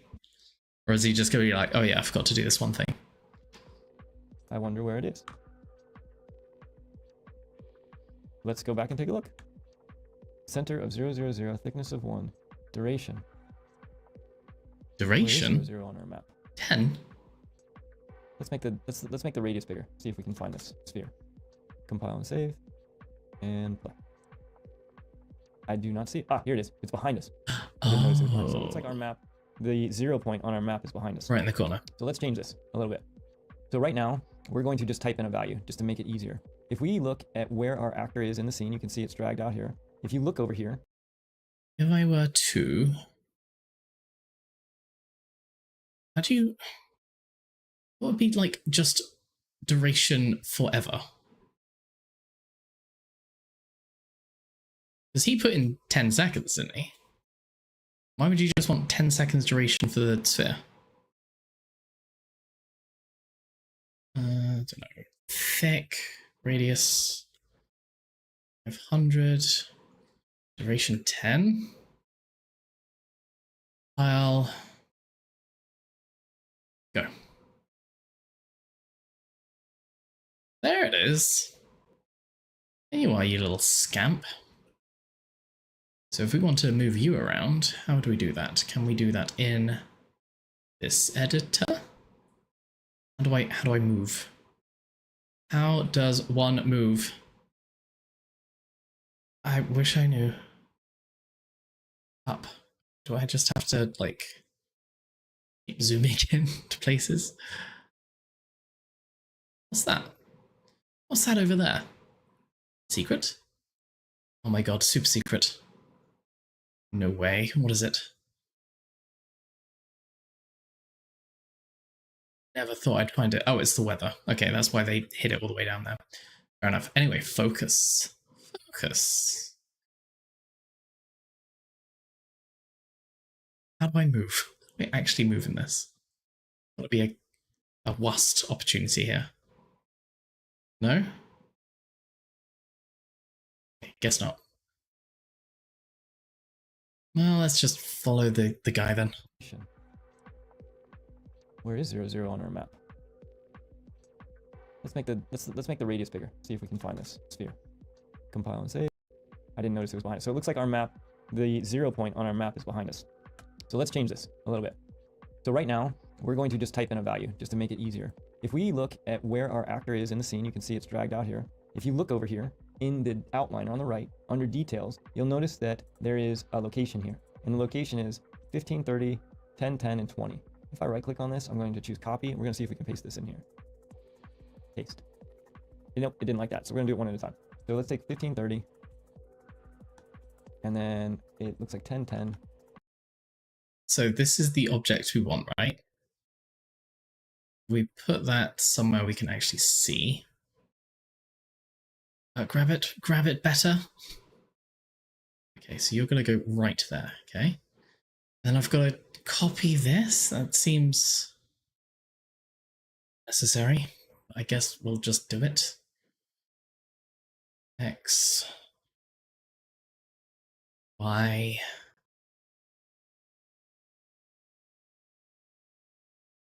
Oh no. So. Push, push, push. And then 20. So I'm just changing where the center of the sphere is now. I'm going to change my radius back down to 100, and we're going to compile. We're going to save this, and we're going to press play. There it is. There's our sphere. Okay, so at this point, you have successfully kind of got the classroom set up, and now we're starting to do it. We're starting to work with visual scripting, and what we're looking at right now is the flow. We're looking at the execution order, and our execution order, and understanding that is basically starting with our begin play, and then we're using these node links to determine what happens next. So if we wanted to, we could also draw a debug. Oh, where'd it go? I was only there for 10 seconds, that's why. No, cylinder. Now cylinder, you'll notice, is even different. It has a start and an end and a radius. So let's see if we can, put it in the same place. You know, change the type of this sphere, and we're going to make it 200 units tall because this is kind of, I think this is the base and the end. We have a radius. We're going to make it blue. Let's make it blue so that we can note that it's a different color. We'll change our duration to 10. We'll change our thickness to 1. We'll compile that and we'll save that. Thickness. All right, you'll notice that we have now a sphere and a cylinder. So seems easy enough. You draw cylinder. Debug cylinder. Is that it? in Unreal, notice that we have 10. We'll change our thickness. I don't know to why 1. it's debug. We'll compile that and we'll save that. All right, you'll notice that we have now a sphere and a cylinder. So in Unreal, there are a lot of different commands that are available to us that we can use. Now, one of the other things that we can do is we can actually use these commands to change things in our scene. So for example, let's see if we can create something other than these debug spheres. So I'm going to drag out here. And let's see if we can create, let's see what's interesting and easy. 2 seconds, just copying what you've left me here. What was it, like 200 here? Radius segments. Duration. 999. 99999. One. For us to use that is. So now, compile. No. That is not correct. That is doing some crazy shit. So, what is it? Is it the Z? No, maybe it is. Oh, it's still in game. If I do you as like 70? Oh, why is Y like that? Why be better?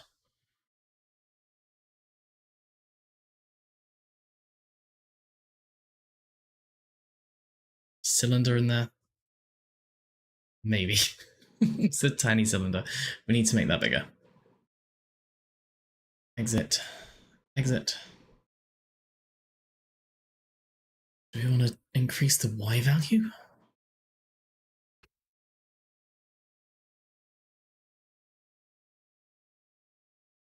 1500?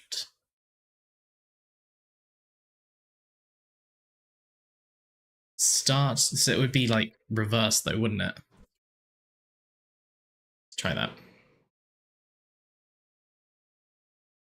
Okay, it's there. It's in there. It's the wrong way around.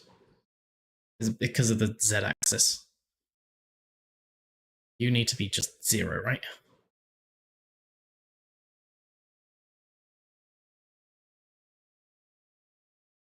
Yes. No?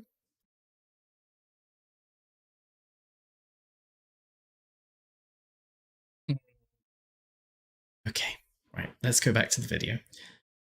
Not here. So for example,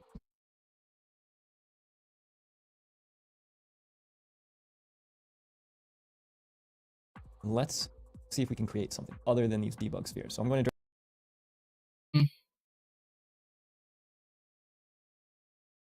Right. So if we did reset all the values back to the sphere, then have the Z as 200? That's 200 relative to the object or relative to the scene?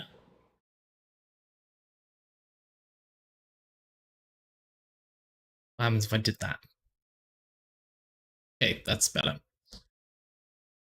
Ooh.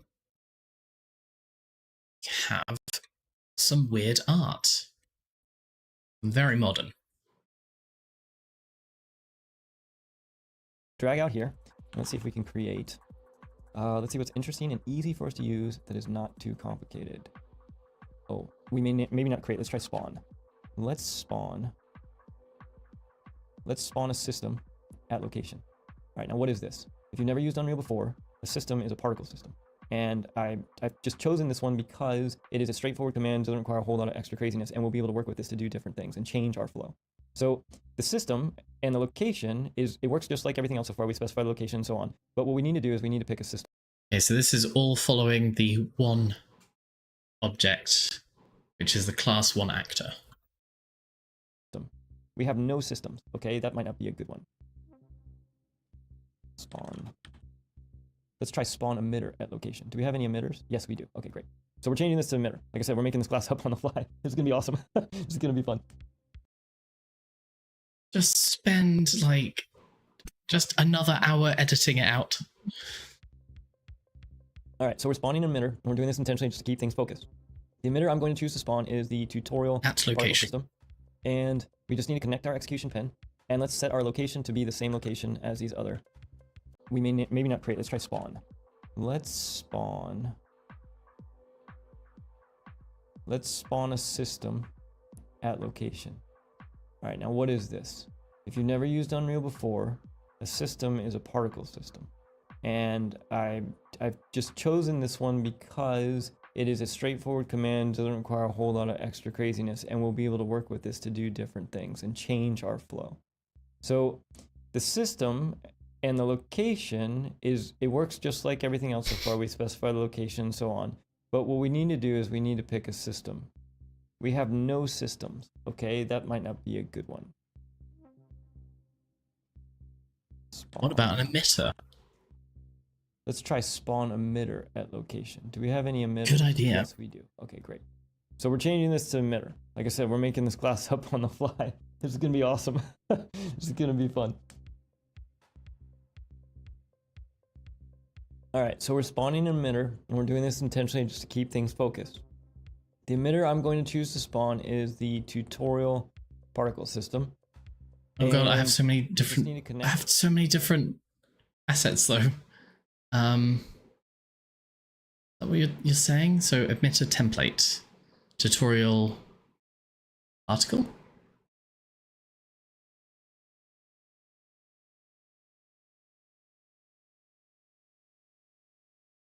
I don't have it. Can I do any type?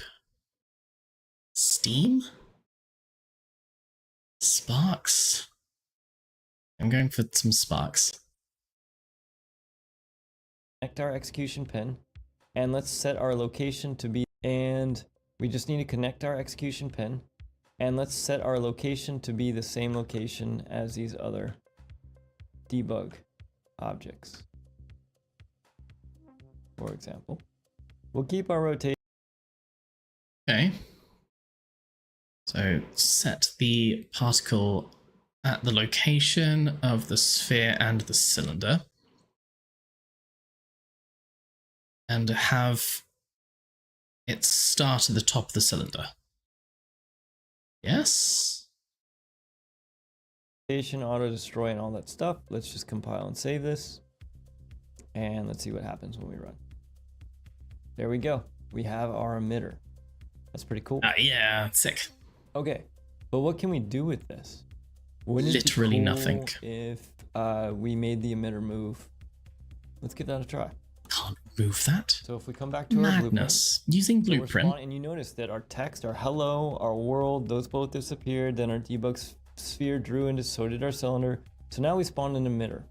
Now in order to make this emitter move, what we can do is we can set the location. This is where we're going to make a slight change. So far, we've only been dealing with these white pins. These are the execution pins. These determine the order of things. Yes. Well, one of the things that we can do is with our emitter, we can basically use the information of the spawn to make changes. So what I'm going to do is from this return value, I'm going to drag out and I'm going to set location. And what I'm going to do is I'm going to add a world offset. You'll notice it connects both pins. So what happens is I spawn my emitter and then I'm going to add a world offset of 100. Now let's go 200. So that should be 2 meters. Now, if we compile and we save this and we play, it's going to be really hard to see what's happening, and I'll show you why.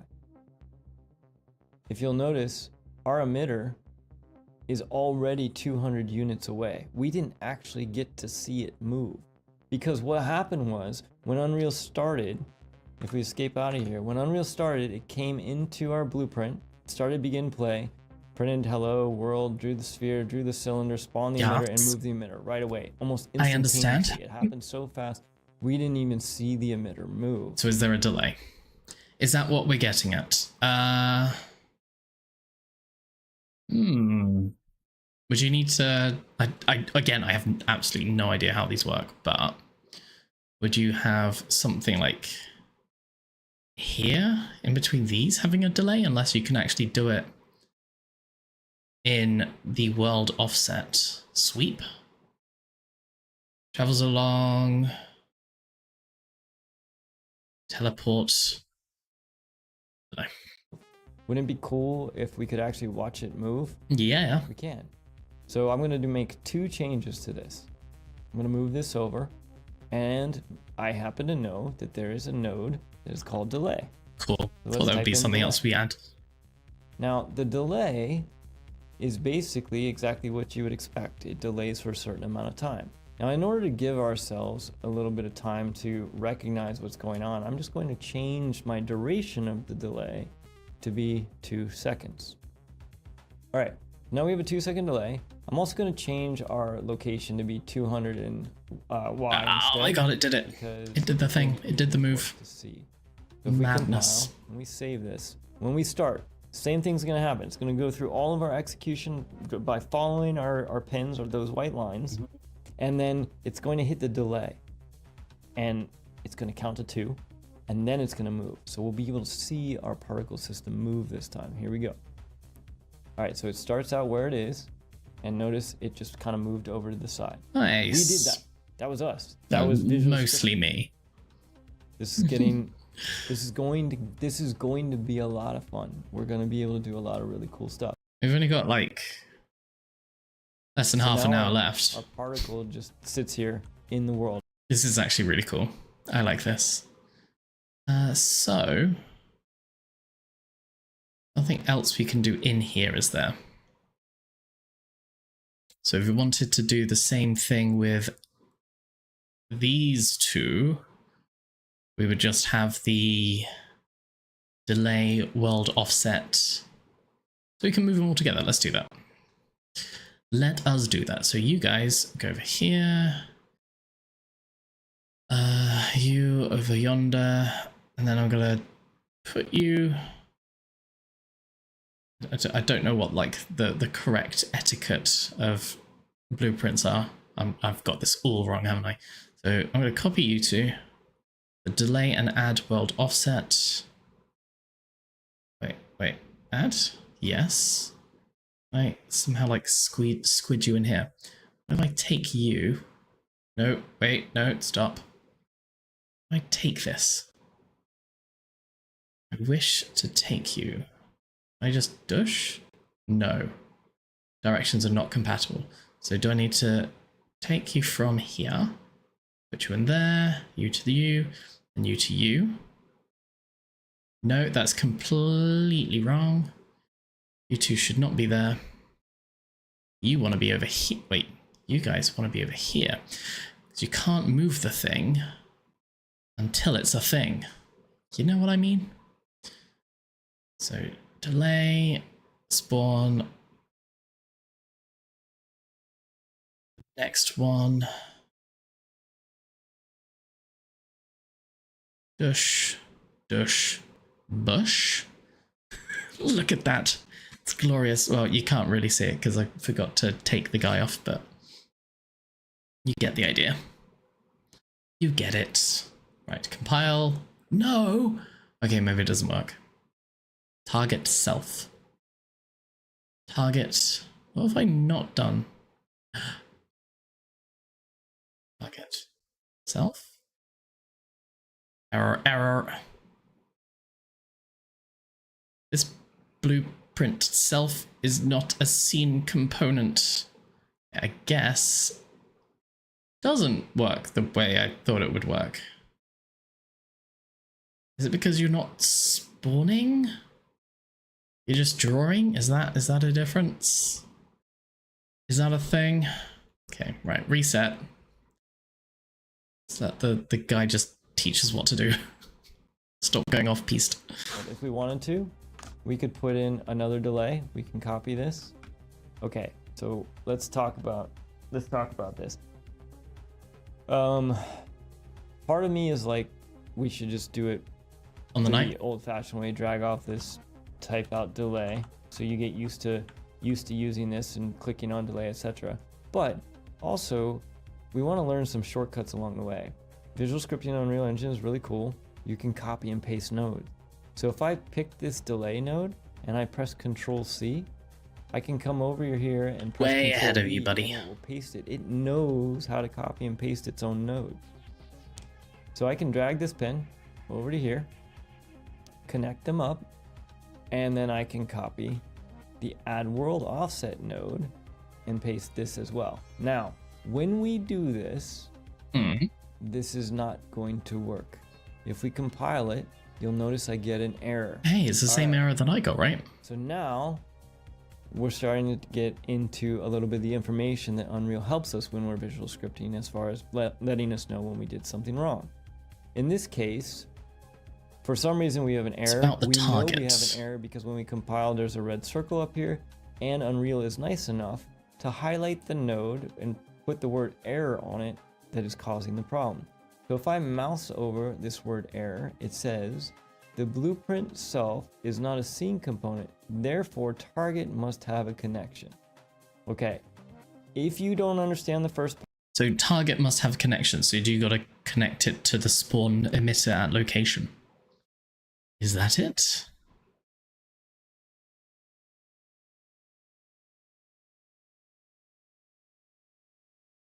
So you to you to you. Turn value? Turn value, or no, it won't be you then. Turn value, can I have multiples? No, can't have multiples. Can't have multiple strings coming out. because it's kind of out there. The whole blueprint itself and not having a scene component there. Let's just take the end. Target must have a connection. Okay, well, if we look at it, our target has a connection here. Oh, so I need to connect the emitter Yeah, to the move. true. Just like I connected the emitter to this world offset move, Yes. I need to connect it to this one. How do I do that? Don't know. What You you tell can me. do is you can drag off of this pin and you can connect to more than one item. You So I can can? connect to this world offset and I can also connect to this world offset. Now, when I compile, now add world offset, which Oh, it is might not- expecting It might not work because I've not got the particle effect that he's got.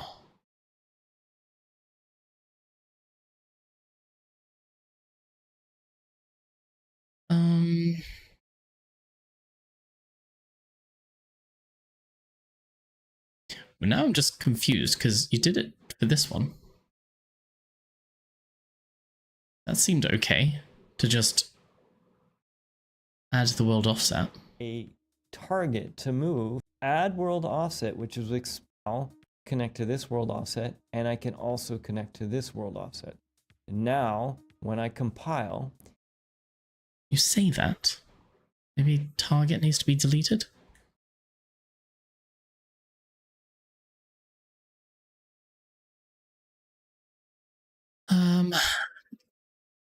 Add world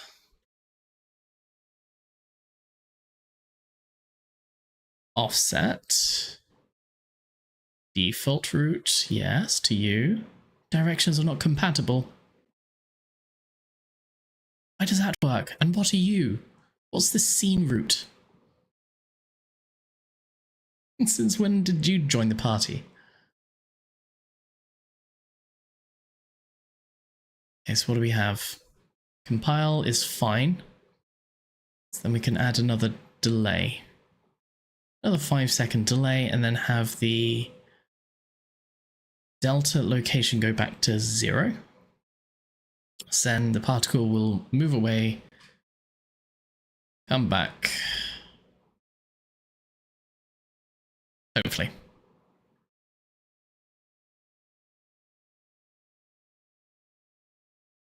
Or not. Oh, it's because, okay, it's the whole relative thing again. So it's not for, so it's its own delta location, right? So if I did 200, then I need to do minus 200 to move it back, as opposed to, it's not the delta location of location. It doesn't make, I know it doesn't seem right when I say it out loud, but it makes sense in my head. I get it. I just don't know the difference between delta and just location. Although you are supposed to be moving. Wait, did I move the right thing? Delta location minus 200 on the X. Default scene route. What are you? Can I delete you just because you scare and confuse me? Oh, it's because you're not connected to the delay. So you would just spawn. Okay. This is all right, I think. So that should work. Bush. Wait. Wait. Wait. And skadoosh. Nice. God. It's so weird when it all actually works. I don't like it. It's scary. It's scary when the stuff you want to work works. Do do do do do do do.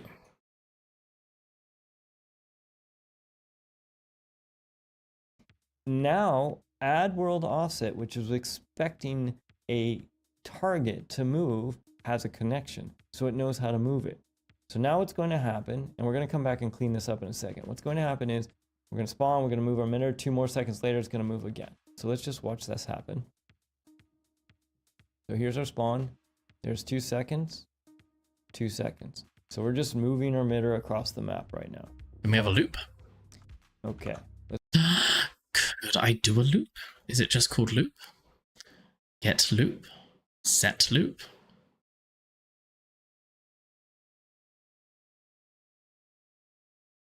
There's a lot of loops.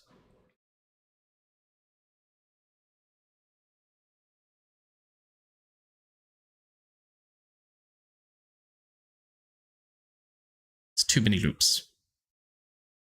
Us. Let's go back. I'm sure there's a What loop is it there somewhere that would help. meant by cleanup? Well, as you learn visual scripting, it's important that you work in a clean manner. What do I mean by clean? If you come in here and you look at what we've done so far, What's wrong with it's it? very easy to say, oh, 1, 2, 3, 4. You can easily see what's happening. If you came in here and this stuff was all over the place, As long as it makes sense to you, right? Garbly gook, etc. It's very difficult to follow what's going on here. I can still do it. I have to follow lines in this kind of twisty, Do something like it's a lot better. this. It's a lot easier for you to follow and for the next person who's also potentially working with that to follow, to do so in a This is definitely the wrong way of doing it. clean fashion. Okay, so I'm going to cheat a little bit here, and I'm going to use a Cheat? hotkey to get this back. If I pick all of these nodes and I press the Q key, they line up for me. If I undo that, if I pick all of these nodes, Sorry, what did you say? Be able Q. to right click and choose You can move them alignment. with arrows as well. Choose Nice. Align. I think it's straighten connections. You can see this right here. Q. So you can either press Q or you can straighten. And then I can even right click if I want to get super diligent about this, and I can distribute horizontally and it'll make them all evenly spaced. So same thing, I'm going to take all of this. I'm going to, so I'm just going to highlight all of this and press Oh, Q. that's and I'm horrible. just going to line them all up. Now, here's the thing. When we look at this, So how would I not have them overlapping? Alignment. Top line.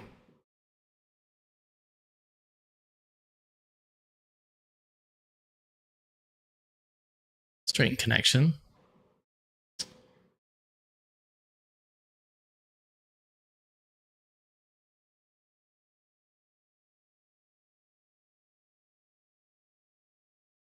Yeah, how would I space them out evenly?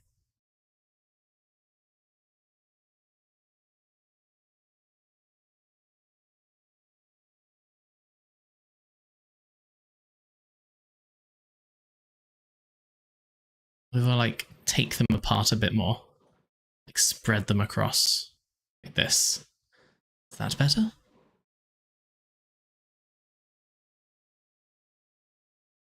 And vertically. Oh wait, just aligning to yourself. Straighten connection. Align horizontally. There we go. We have them like scooched up then. Vertically.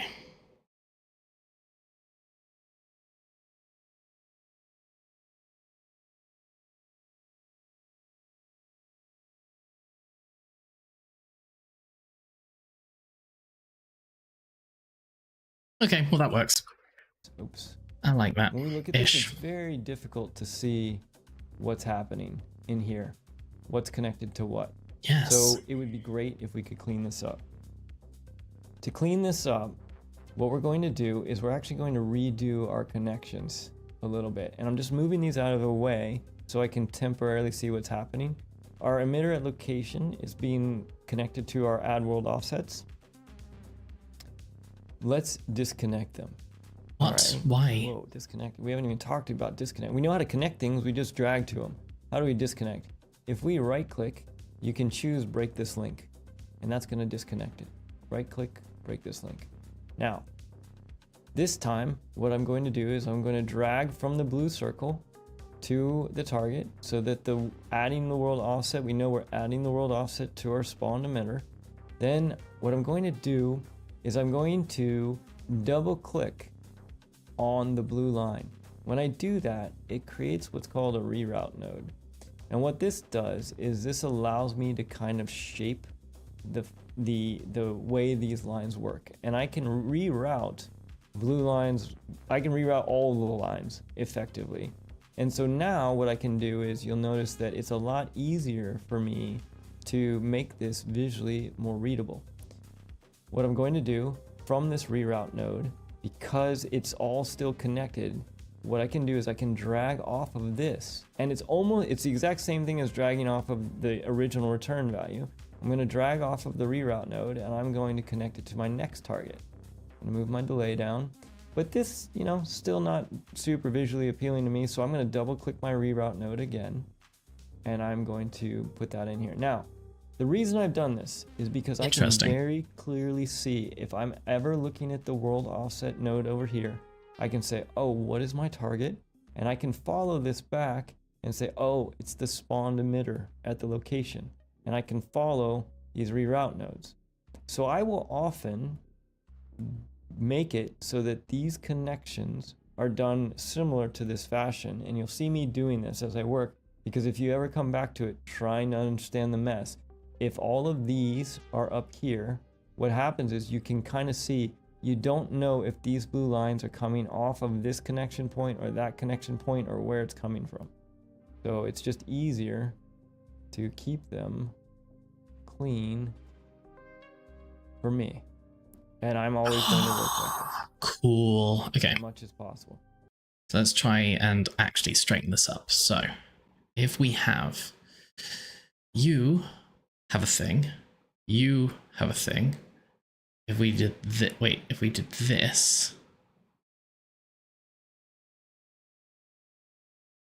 we both down, but on the same level. How did you get yours so straight? How did you do that? See if I'm out of the way so I can temporary offsets. Whoa, if we drag from, we're adding the world offset to our double click, the reroute a lot easier. What I'm going to do from this reroute node, because it's all still connected, what I can do is I can drag off of this, and it's the exact, and I'm still not super visually appealing to me, so I'm going to double click my reroute node again and I'm going to put that in here. Now, I understand. So when he said delete it, he meant delete it. Break this line. Delete. Cool. But if we did this, put you there, and then have a line from here to you. What do you mean it doesn't work? Oh, it's because I was pointing at the wrong thing this entire time. Cool. Nice one. You align. It's got to be like a straighten. Okay, that works.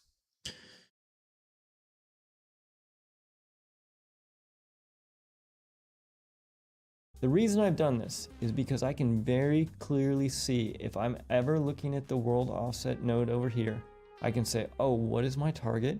And I can follow this back and say, oh, it's the spawned emitter at the location. And I can follow these reroute nodes.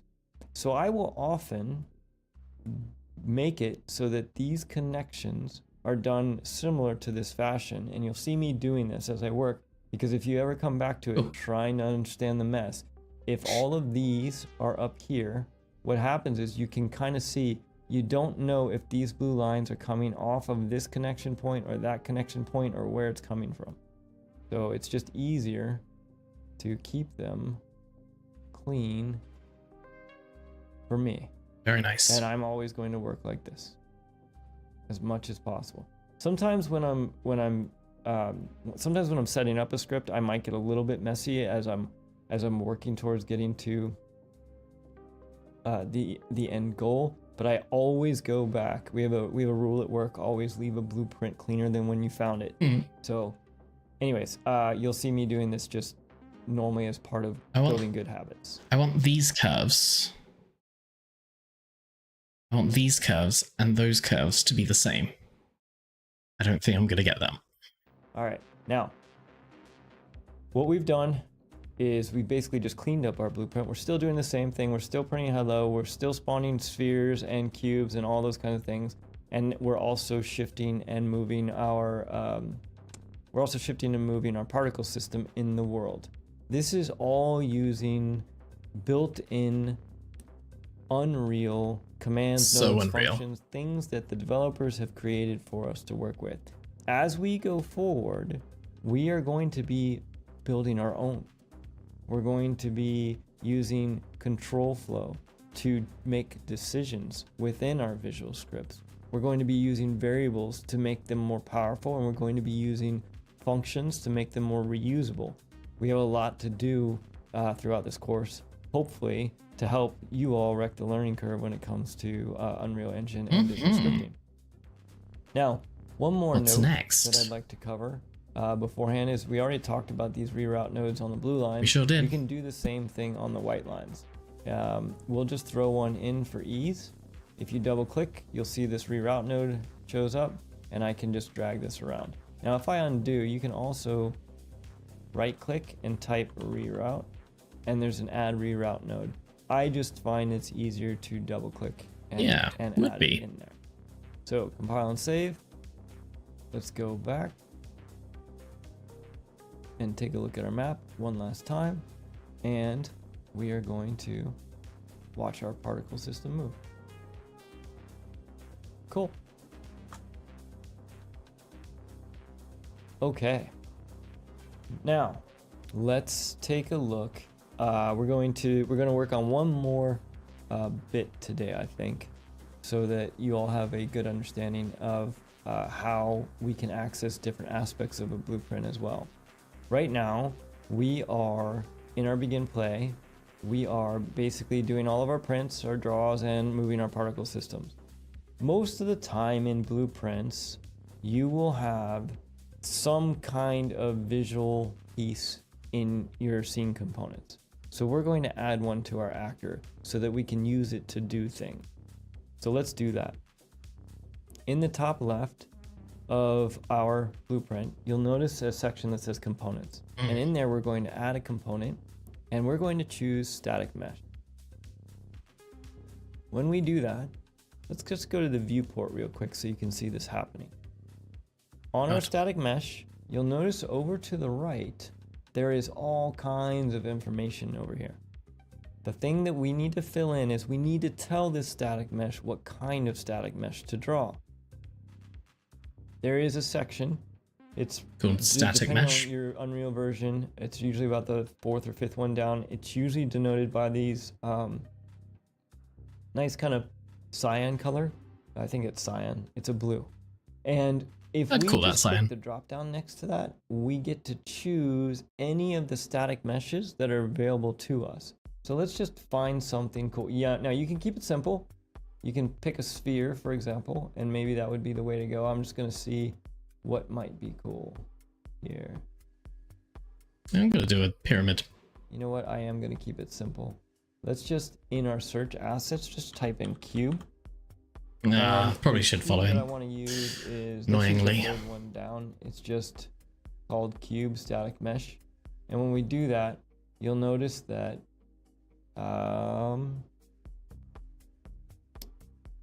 it's very large. Wait, shape cube static mesh? I don't have more options. And when we do that, you'll notice that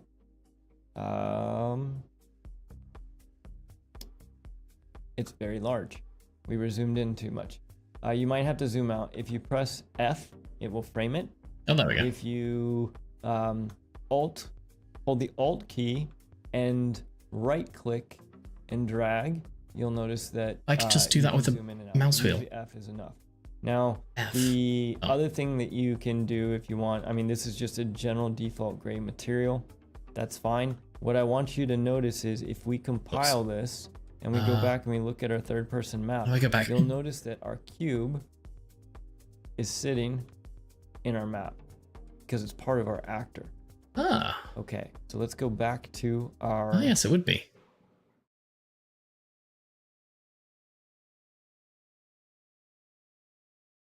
So there you are. And then a dush. And we get some collision too. Cool, cool, cool, cool, cool. Exciting times. class 1 actor. Let's go back to our event graph. Now, let's do some stuff with our cube. How do we do that? Well, the same way that we have basically set up nodes and things like that, we can move our cube, we can scale our cube, we can set different visual aspects. And now I got it. I put a cube in a room. Oh, I'm so good. So good.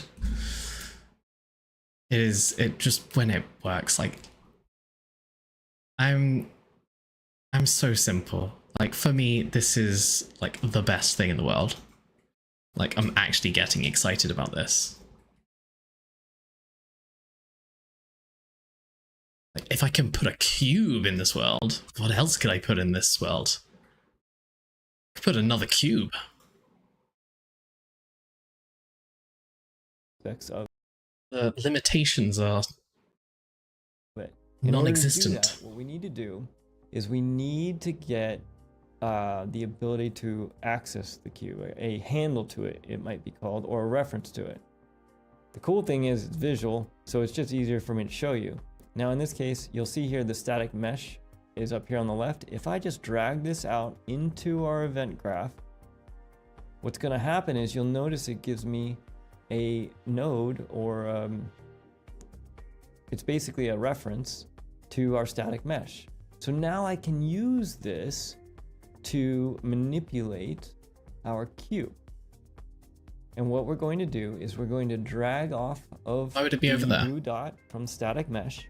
And I'm just I going trust you, to but why is it going try over there? set location. Yes. So we're going to do the same thing. We're going to let's add a world offset, just like we did with our particle system. And we're going to do that, and you'll notice it creates the box. It automatically connects our static mesh to the target. We just need to connect our execution pins and the location that we want to offset, because it's a world. I'm gonna guess. Wait.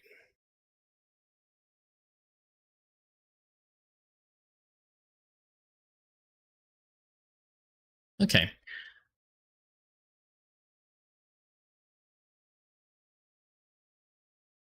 So it's not set world offset, it's add world offset. World offset. Let's go the other direction. Our particle system's going right. Let's take our cube to the left. Let's go -200. Okay. When we compile this, save it, and we press play, what's going to happen is we're going to play. All of our cubes and everything are there. Particle system moves, and then our cube moved after the particle system. Why did that happen? Hopefully, you can just follow this by following your blueprint. Begin play started. We printed hello, then we printed world, then we drew a debug sphere, then we drew a cylinder. That was almost instantaneous. It was instantaneous. Then we spawned an emitter. So when we first started, you saw the emitter sitting right there. Then we did a delay. We waited for 2 seconds. Then we added a world offset to the emitter. Then we delayed again. Then we added another world offset to the emitter. And then we immediately removed the cube. So if we do this again, what you will see, or you should see, is on the second move, the cube and the emitter will move at the same time. So let's just double check that, so that our understanding of the execution flow is Let's have a solid. look, shall we? Watch the cube in the emitter on the second one. Same time. Push. Cool. Now, we can actually Shh. do the Yeah, same they thing move the here. same. Split this up, and we can add in a delay here. I'm just going to drag off of this pen to show you one other. So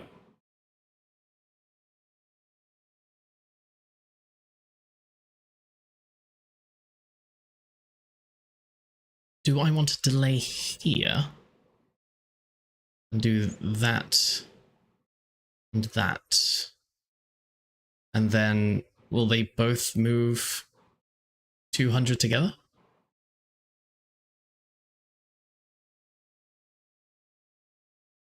Big jump. Yes. Skadoosh. Skadoosh. Why is the particles not moved? Because you haven't tied the return value. Wait, sweat. You haven't tied this. Tied this. How do I do this? Tied this to that. Now they should work together.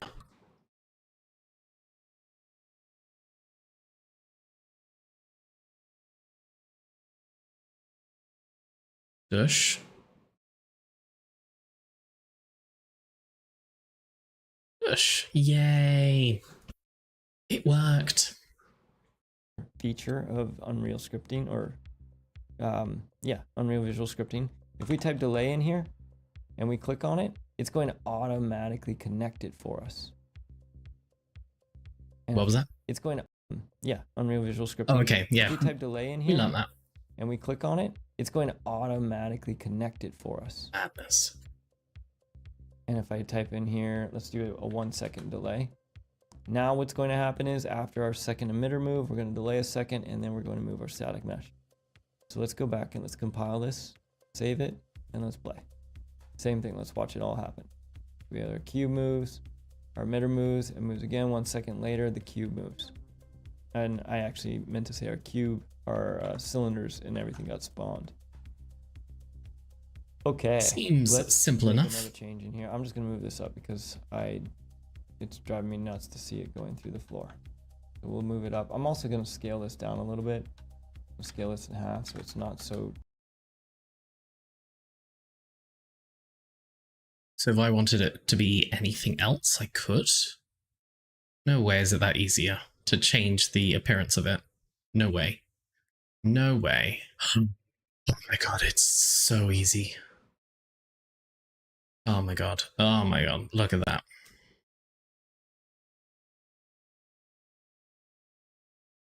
Actually madness. Oh wait, don't kill myself. What happens if I get snagged?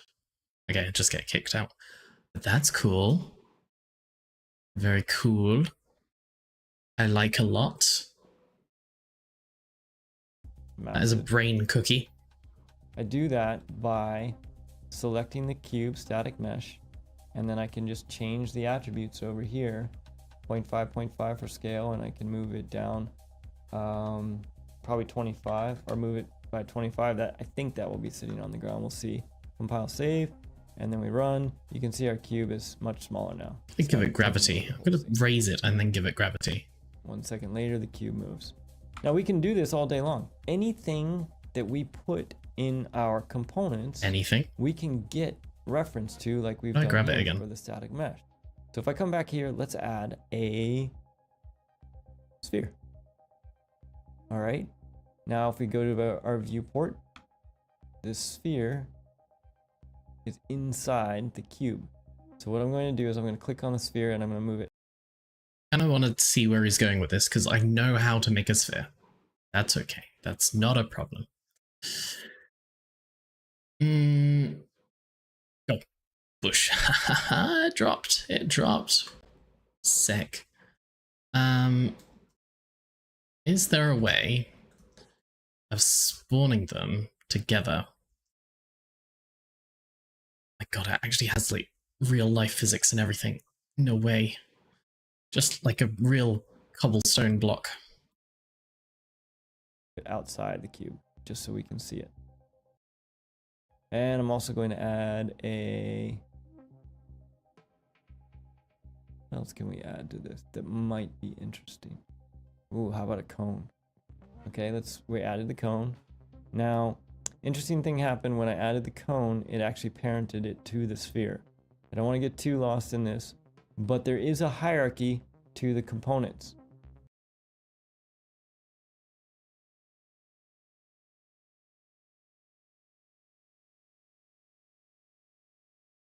Tube. Then I want to add a new component cylinder or cone, whatever. I'm going to move the U up. And I want to see if you at all balance on the cone. What happens?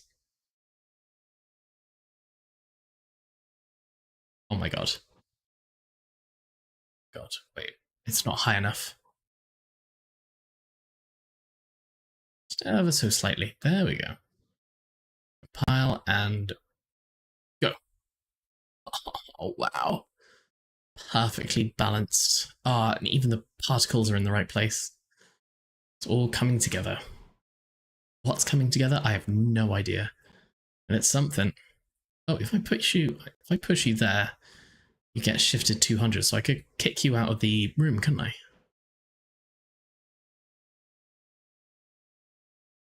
So if I wanted now, to. if I move this sphere, the cone moves with it. I don't really want that, so I'm just going to click the cone and I'm going to move it underneath the default. I chose attach there, so now they're all at the same level. So I can move my cone separate from my sphere, separate from my cube. Okay. When we go back to our event graph, we can compile this and save it. Here's an idea. Has anyone, they probably have because every idea under the sun has already been done, but have they done a chessboard where you're just two people in a room with all the pieces and you can shift your pieces like this and you actually have to manually move them in the right direction?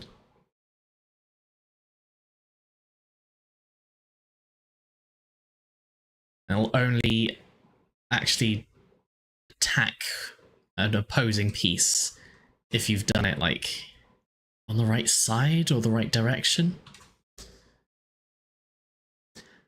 A terrible idea, but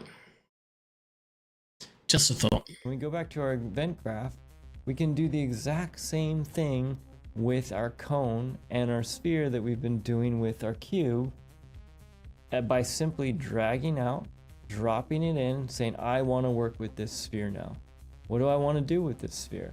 Let's see if we can scale it up. Set. Nope. Oh, I spelled that wrong.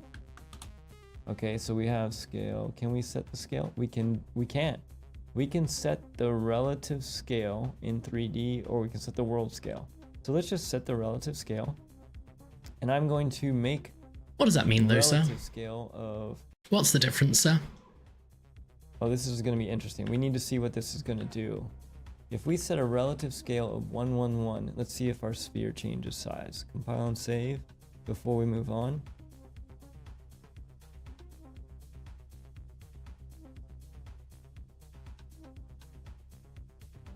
Okay, it didn't change size. So Okay. it's not an add-on. It is actually setting it. So now we can do what I originally wanted to do, which was to make the scale grow. I mean, to make the sphere grow. Okay. So you just All right, so we're gonna so at the moment you would just make a bigger sphere, right? make the sphere grow double the size. I'm gonna reduce these delays because I think you get the general idea. We don't need any of the A little bit delays. faster, so I just picked each delay. I set them down to 1. By the way, it's probably a little late for this. How am I moving the graph It's around? pretty late. How do you know? It's half 11. I'm right-clicking and dragging to move the graph around. That would probably have been a good thing to go over. Again, so many things that we take for granted. That's right. You're doing If you good. have feel like I'm worked in learning. these kinds of environment stuff before, which is why we're trying to kind of go over and break some of this down. So this is where your questions are going to make this class better. That mistake alone might be worth going back and re-recording, and I'm going to defer that to all of you based on your comment. So I'll probably throw that in the description so that you know how I'm shifting this graph around. But basically, You just if I mentioned right-click it now. drag It's it, fine. and I Don't stress about it. I got it. alt click and right click at the same, if I hold alt and right click at the same time, I can zoom in and out. If I highlight 4 options, can I frame on that? View, zoom to selection is the home, right? I didn't even know about that hotkey. That's kind of cool. View, zoom to graph extents. So I can basically pick 3 of these and press the home key and it'll zoom all in. Oh, that's pretty cool. There Learn something is new every a day. cone in there Okay. somewhere. So I will add that right click to drag, alt plus right click to zoom to the description in the YouTube video, Zoom's just the mouse wheel. and we'll go from Who there. doesn't have a mouse wheel? Now- Is that a thing? Let's see here. So we have our scale. Now we're setting our scale 3D. Let's compile and save that, and let's run this. All right, so 1 second later, particle moves, 1 second later again, and then you'll notice that our sphere is now changing in size. All right, so this is it. This is how we This is execute how we commands do that have been it. created for us by the developers, and eventually one day ourselves. This is how we can interact with objects. We can do the same thing with our cone and start to move things around. Let's just do the same thing with our cone. We'll set the scale. I'm going to copy paste. Don't forget to connect the cone to the target. And the cone is now also going to get set up. So a particle moves, boom. Both of those pop and grow in size. Very So cool. scale to set a different size. So if I wanted to do that, I'd maybe add delay to after that. Put you in.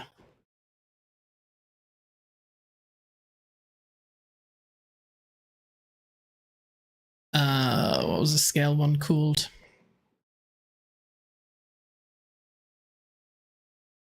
Set actor relative scale 3D. Is there something else? Now, let's see here. So we have our scale. Now we're setting our scale 3D. Let's compile. Set relative scale 3D.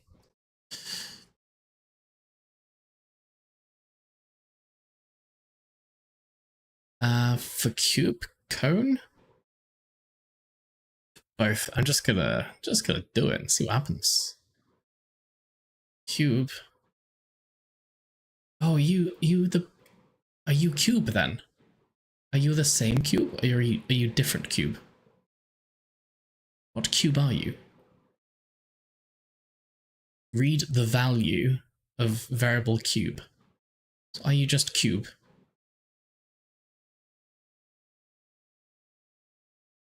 If you are, that's cool. Does that mean that you would... What does that mean? What does that mean, though? Okay, let's just increase the size. 2.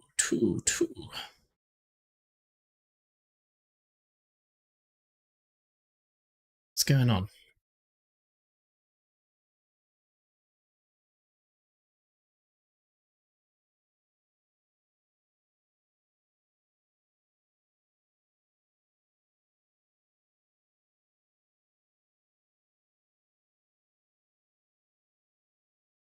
There we go. There we are. So that's how you would set scale. What if you wanted it to grow slowly? There's probably something like a delay, or like draw out the next action. Something along those lines? Or is it actually just a node? Transformation?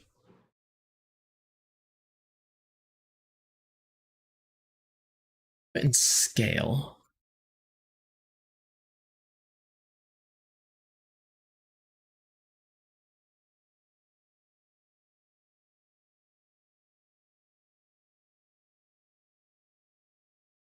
Guess you could just have like a loop or something. I don't know, that would be a terrible idea.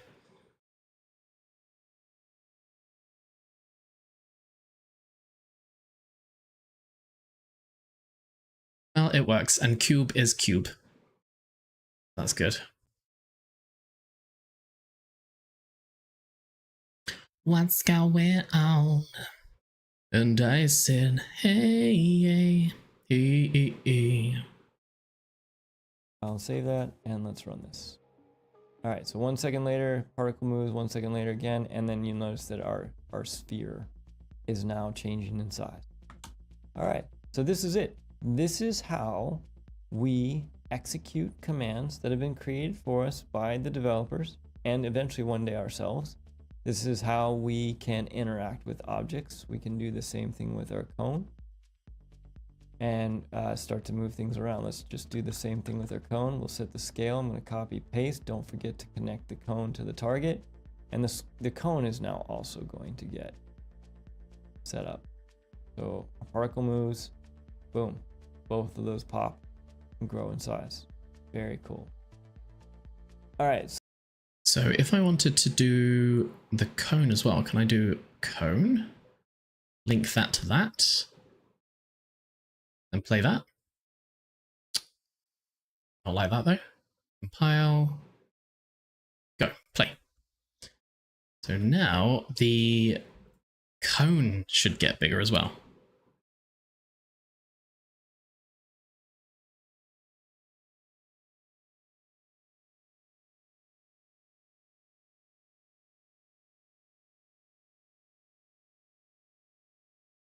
Nice.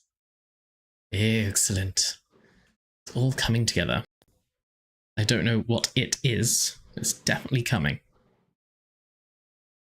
So let's wrap up a little bit of where we got to today. Yes, we had a little bit of setup. We had to get our classroom up and running, but we got into visual scripting. Today was all about familiarizing ourselves with the blueprint we're going to be working in to focus on visual scripting. And the visual scripting aspects that we talked about today were all about familiarizing ourselves with nodes, functions, how do we connect them, the execution order. It's actually super simple. You know, little things about working cleanly, getting references I would say it might be easier than Game Maker. to our components, connecting those in, all those kinds of things. So this is really just kind of starting to get us used to how do we even create and start to create a visual script. This is very much we're making this up as we go. If you have comments, things that we could approach differently, something that wasn't clear,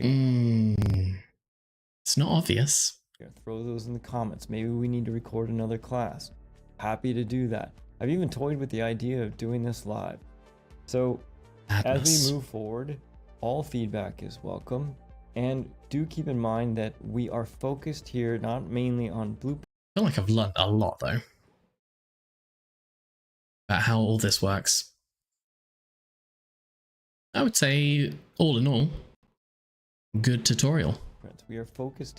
Move a block simulator. It's excellent. I love it. Can you remind me what engine do you use? Do I try Godot? I haven't tried Godot yet. I don't think I will, to be fair. Didn't everyone just move over to Godot because Unity was money grabbing? And then didn't they fire the CEO or something? So, I don't know. I don't think originally Godot was people's first choice. So I've done Game Maker because apparently it was the easiest one for beginners. Tried Unity because it was the one that people said... Well, no, actually, it was the one that I chose because all the nice little games that I play are all done in Unity. And then I wanted to give this a go for like the 3D-ness. And actually, I think, am I having more fun in this than I am with the other two engines? Maybe. The game is between Unity or Unreal. That's how I see it. Now, I don't have like no skin in the game. I have absolutely no historical preferences or anything, so I'm coming into this super new. But even I thought it was just, it's Unity for 3D. No, sorry, Unity for 2D. And then Unreal for 3D. Skadoosh. Yeah, I think it's good that they have this like setup room that you can just play around and put things in.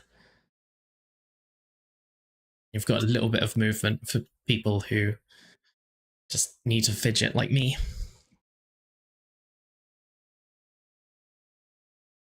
Game Maker is easy, but the knowledge there, keep there. So it doesn't really like translate to other things. Graph programming? Like the visual programming.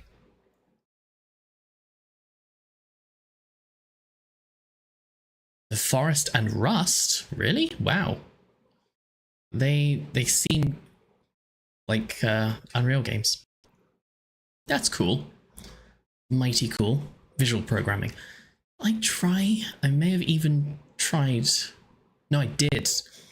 I did try the Game Maker visual thing. I think blueprints are easier. They're easier to manage, I think. Or is it because I started off my visual scripting in Game Maker? So that was like obviously the hardest bit, and then a lot of it just translates into Blueprint. Don't know. I've liked each one. So probably not going back to Game Maker. Probably gonna play around with Unity a bit. No, gonna play with Unreal a bit more. And then decide if I want to do anything in Unity or Game Maker. Here on visual scripting for all of you who maybe have never had a traditional programming class or That's scripting me. class and are missing some of just the foundational pieces of understanding of what, you know, variable. But I still want to continue playing around with C#. So I still want to learn C# though.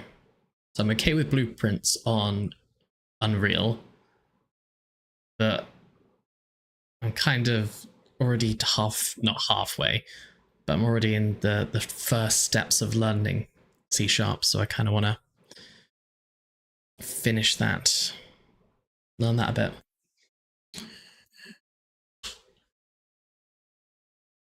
Variables are and for loops and control flow and you know, inheritance and all these kinds of things. That's all the stuff that we're going to be talking about as we move forward. Looking forward to it.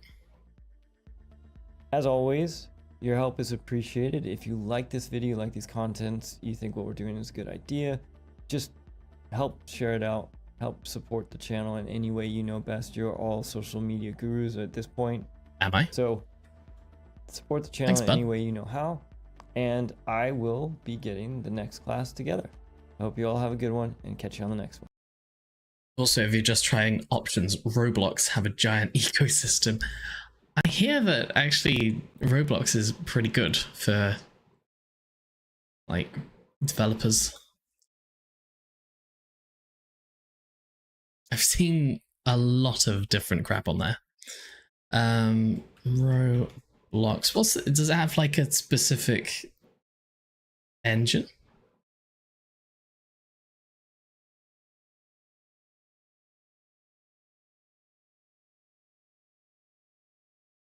What does it look like?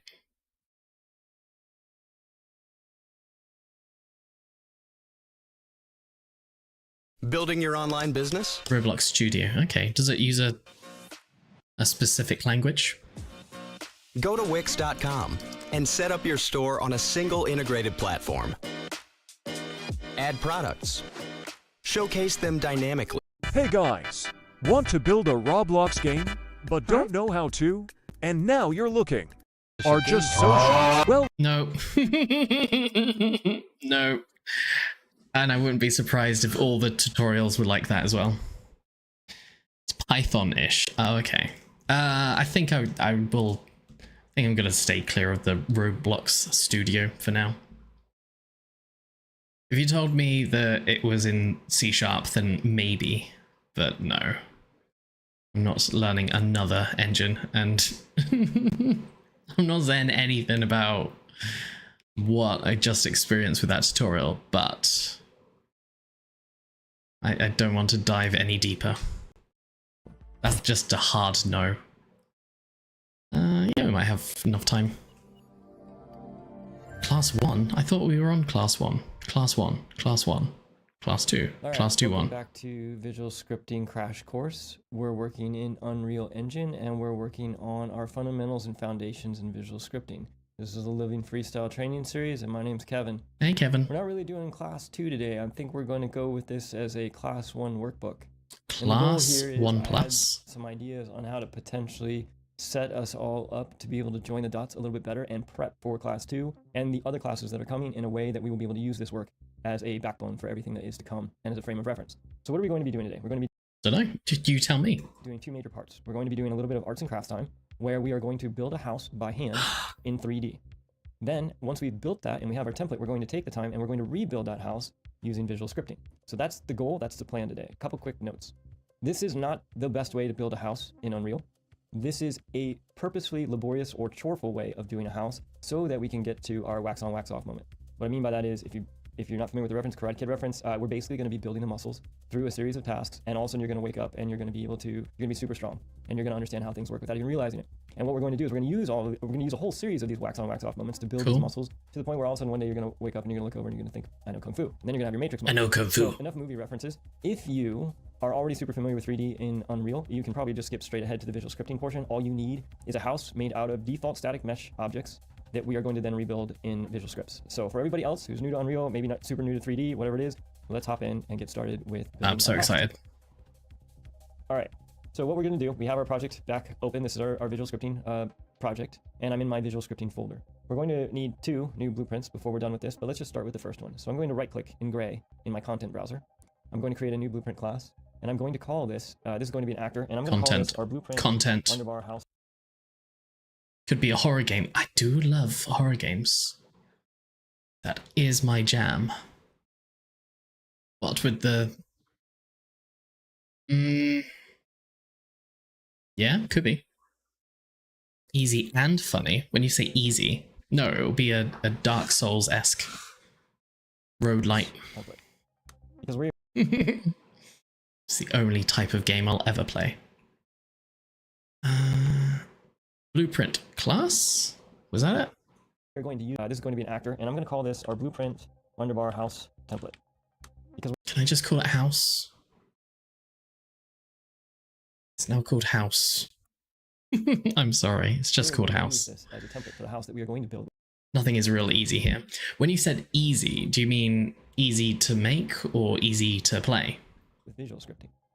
As before, I'm going to double click this to Because anything that I make will be hard to make. open it. Potentially impossible to play. And I'm actually just going to dock this up here. Okay, now, if you recall, we briefly touched on last class, there was a viewport. And in the viewport, this is where most of the visual elements happen. And we also even created a static mesh. That's exactly what we're going to do during our arts and crafts time. We're just going to have a little bit more fun with it. Love arts So, and we need to crafts. be a little bit purposeful about how we do this so it ties in. But it's pretty straightforward. Oh We're just God, going to where add are we a bunch of going? little blocks and build a little house out of it. Your house does not need to match my house. It doesn't need to be equally as complex. As long as you get at least 3 or 4 parts in there, we'll be able to use that to do the second part of this workbook time. So what I'm going to do, just like we did before, is over here on the top left, I'm going to choose Add Static Mesh. Some like escape room.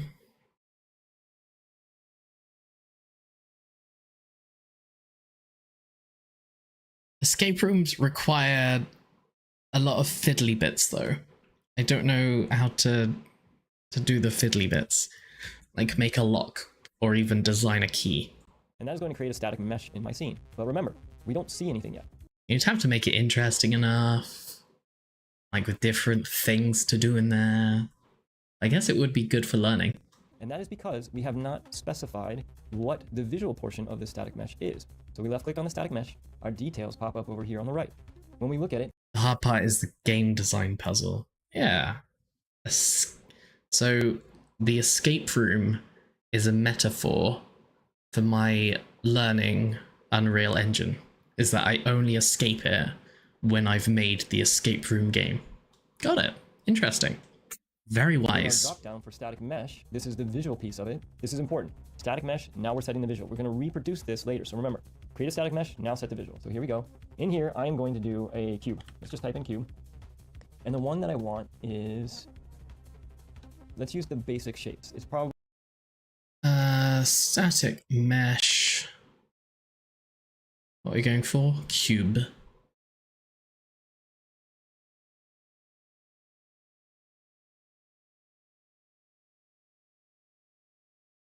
depending on which engine version you're doing. If you just mouse over each of them, you'll see one that says engine meshes and one that says basic shapes. Let's just use the basic shapes. Now when we drop that in there, it's pretty big. Now we're getting down to the arts and crafts. This is where I just want you to have some fun and build a little house.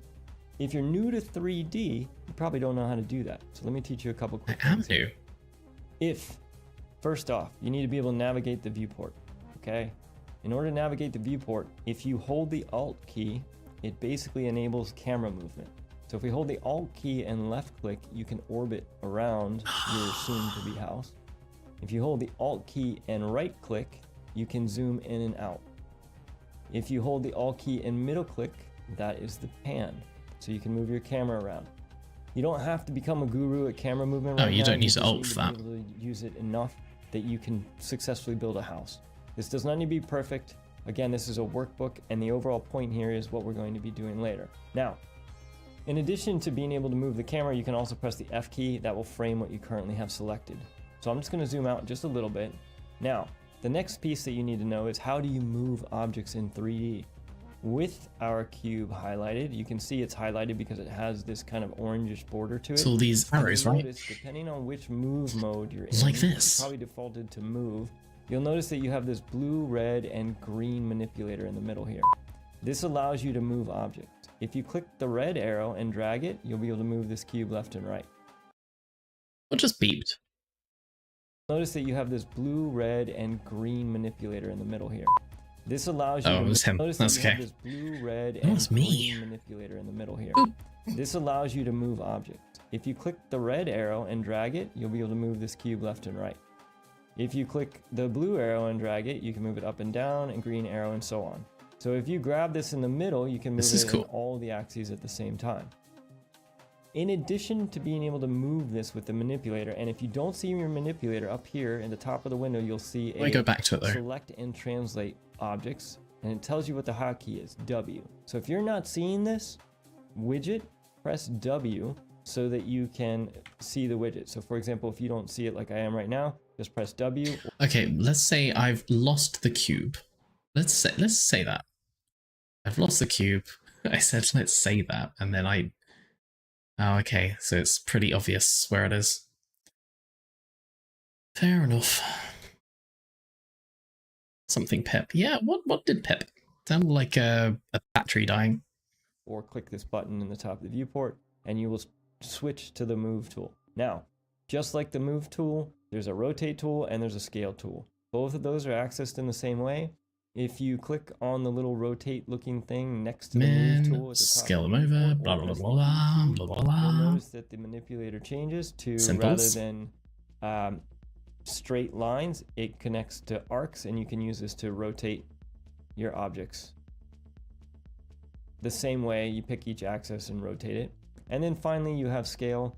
Scale is the last one here to the right of I need to find some game that is designed for navigating around Unreal Engine. Like you've got to move a certain way. Up? What's up and down? Okay, so up and down is that. I just want it to be like so fluid that I don't even have to think about it. I swear that WASD sometimes works and sometimes doesn't. Okay. Oh, it's Alt? No, what does Alt do again? Stop pressing Alt. Stop pressing buttons. the rotate. Just finish the video. And you can get to that with the hotkey of the R key. Now, even if you're not comfortable in 3D and moving this stuff around, you can still do all of those same things over here in the transform section in the details. So if I were to type in a location of 10 for X, you'll notice that the cube moves 10 units to the right. What we are going to do here is we are going to add a bunch of static meshes, translate, rotate, and move them and scale them to build a tiny little house. This is not going to take very long. We don't want to spend a ton of time on this. First thing I'm going to do in my house is I'm going to build a foundation. So I'm going to switch to the scale tool by pressing the R key or clicking scale, and I'm just going to scale this down a little bit for the foundation. And then because I know it's going to be difficult because I have snapping turned on, so it's scaling down by a quarter each time, I'm just going to come over here and I'm going to... Hang on a second. How can I unlock this? Why is it locked? Okay, I understand the concept of it being locked. But how do I unlock it?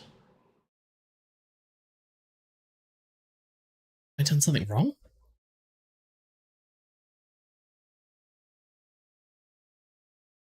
What's wrong with you?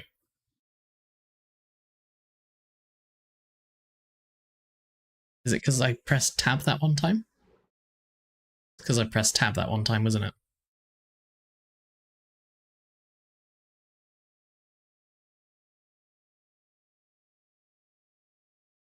Oh, is it because we're playing? Oh, it's because we're playing. There we go. Now we can undo you, and then... this. That. So we can have it as...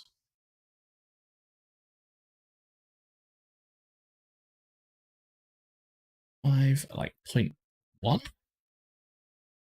And make you guys a bit bigger. 5, 5. There we go, we've got our floor.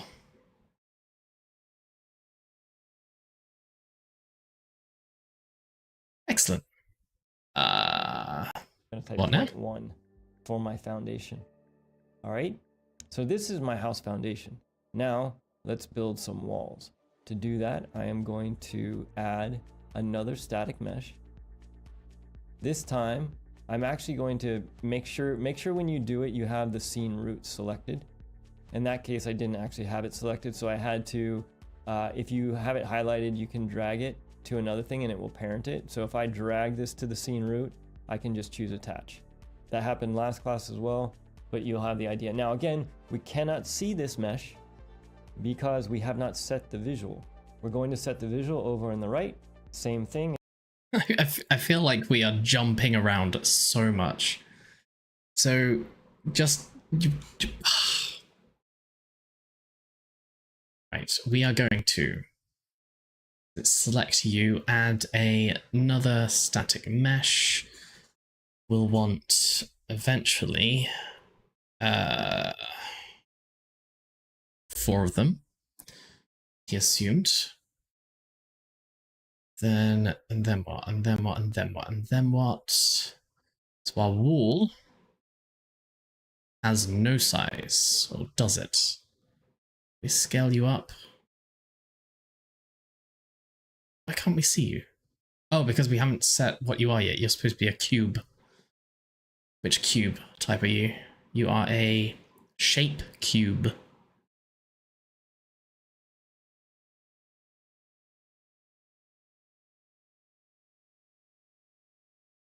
Then we want to set...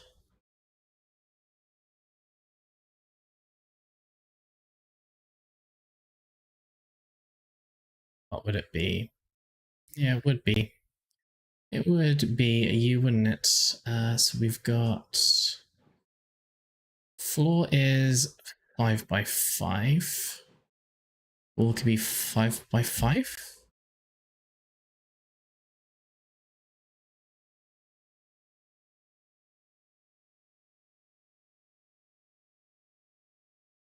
And then we want it to extend. Which way? Which way are we going? We can do green. Nice. And then change the location. Change you to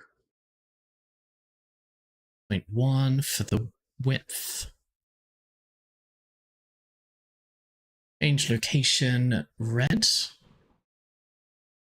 And then have you somewhere over here.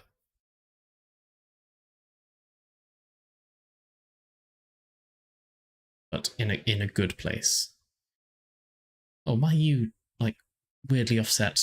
Location 0, 0.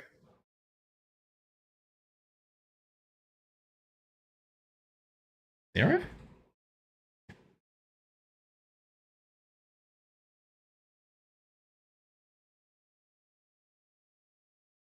My god, I need it to be like a tiny bit more delicate. There we are. That's a good enough join. I like it. Right, what else are you going to teach me? If I type in cube, I want to make sure I pick the same cube this time. And in this case, this is going to be our basic shapes cube. And this time, I'm going to use this to build one of my 4 walls. So let's just scale this down. And let's go 0.05, for example. And then I'm going to switch to the move tool, and I'm going to move this up and in place. Now, I'm having some problems with the moving because it's snapping. You can feel it clicking. That is because over here, in the right, to the right of your move options, you can see that this enables or disables snapping for each manipulator. So you can have snapping for your move, rotate, and your scale. In this case, I'm going to turn off snapping for move. I like the snaps though. Have it close enough. Interesting. It looks like our foundation, one of ours is not centered. Ah, yes, our foundation, my foundation is not centered, so I'm just going to center that. I'm also going to make this such a little tight shorter. fit. So good. I don't need a house so tall. So this is all we're doing. We're going to move these in place. Then my guess, I'm just going to do it. Duplicate you 3 times?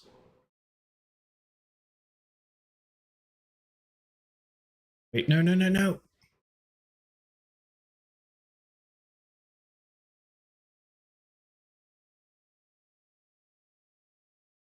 So what do we want to do? Change your rotation? Do we want to change the rotation or change the dimensions of it? We change the rotation. Yes? No? So we had you as 0, you as minus 250, and then rotate this way? No. Okay. So that's done. So then we have wall 3 as 250. And you are just fine. And then no, we'll have to take 4. Actually, we can delete 4, copy wall 2 to make wall 4, and then change the green. Is that the y-axis? Yes, to positive 250. Oh, there we go. We have a cube. That looks good for that wall. Same thing again. I'm going to pick my default scene root, add another static mesh, and I'm going to pick my cube again. Cubes are engine basic shapes, and this one gets the same thing. I'm going to scale it in 0.05, 0.05, and I'm going to move this into place to be a wall. And then I'm going to look at this one, and I can see that it was 0.5 vertically, so let's scale this one 0.5 vertically. And move it down. I feel like I've made this easier, right? Now we have I've gone for an easier mode. our sidewalls. This is going to be the I know he did say at the beginning, like, this is what you can do, but you'll learn a better way, but you'll know how to actually manage it. It's like, I get it, it's simple. You drag and you pull it around, it's fine. best house ever. I'm going to move this in place. Don't need the wax on, wax off. I could just add the same thing, but at this point I feel like you probably have an understanding. Create a static mesh and then set it. That's the important piece of arts and crafts time right now. So I'm going to skip a little bit ahead and do a couple things that are going to make this a little faster for us. We're just going to duplicate the same wall. When I duplicate this wall, now when I move it, this way I don't have to Like I did. set the static mesh. I'm going to move this off and I'm going to move it in place. All right, and then I'm going to do the same thing again. I'm going to duplicate this wall. In that case, I'm going to go here. Okay, and then finally, for my house, I'm just going to build a roof. Actually, I'm gonna make it a little bit shorter just so that we can see the foundation a little bit better. That way we have kind of a front porch type thing going. Okay, that's a little better. Now, what I want to do is I want to figure out what we're going to do for the roof. I don't want to get too lost in the roof. but because I'm not sure what kinds of shapes we have available, so if it's not perfect, that's okay. Let's just use a static mesh. I could use 2 cubes that are scaled to make like kind of like a roof pitch, but I'm wondering if we could get, I wonder if there's a pyramid maybe? Ooh, there's a static mesh pyramid. I wonder what that looks like. Oh, that's pretty good. It's a little bit weird. Let's see what else is there. Let's add another. I accidentally deleted my static mesh. Let's go ahead and take a look and see what else we can find that might be able to be used for the roof of the house. I would use a Use pyramid. a cone. That would work. That'll probably be the easiest one. What did I Without do? getting lost. So we're Oops, not wrong thing. stuck in arts and crafts time too long. I think we'll probably just go with the cone. Let's see. I'm looking for, I think it's a trapezoid maybe. So add new. Oh, here we go. This is a ramp. Level. Okay, we could use 2 ramps. Let's do this. It's gonna look funny, but that's okay. We can use 2 ramps. So same thing. We have a ramp, and what I'm going to do is I'm going to Static mesh. We're doing a ramp, are we? Okay.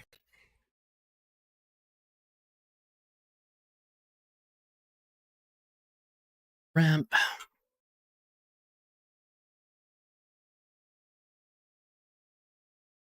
Oh, shouldn't be changing you. Should be changing location. So we want you to be like at 2.5? Or... Oh yeah, 250? Yes, 250. So 250. Then we need to increase your size. Green scale.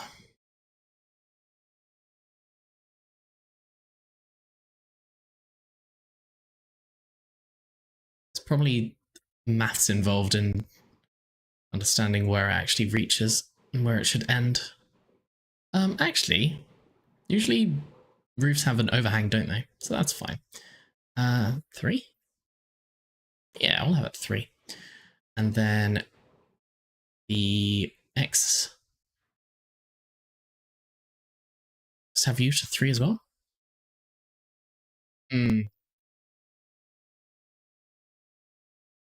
It's because that's your center. So if your center was in the middle, then yes, that would be fine. That's not where you're coming from, is it? So we need 2. Just move you, right? 250. And then have the blue. No?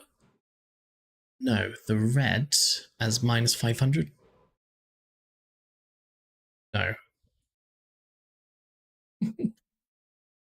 We want the scale to change. Where have you gone? Minus 250. We want the red scale to be, I don't know, longer.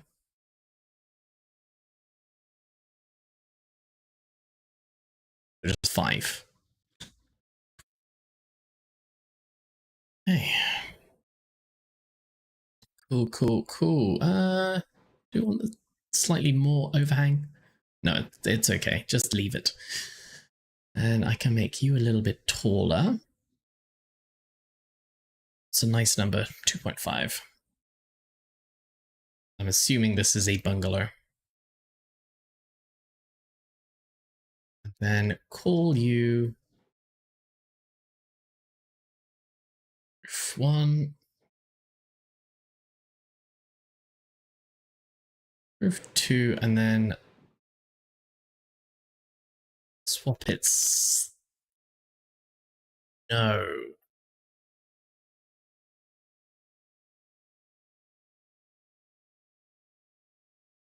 Red? No. Green? No. I need to mirror it.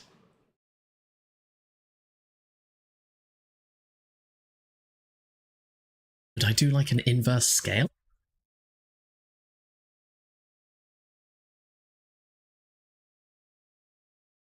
Or would I have to just take this?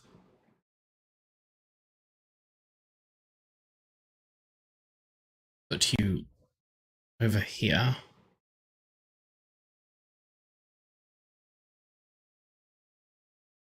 I'm so bad at this. So wherever that is, but better. So what do we have? We have 250.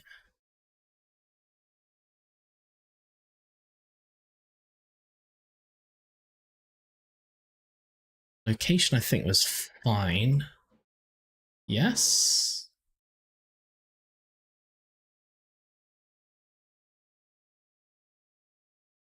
Location looks okay.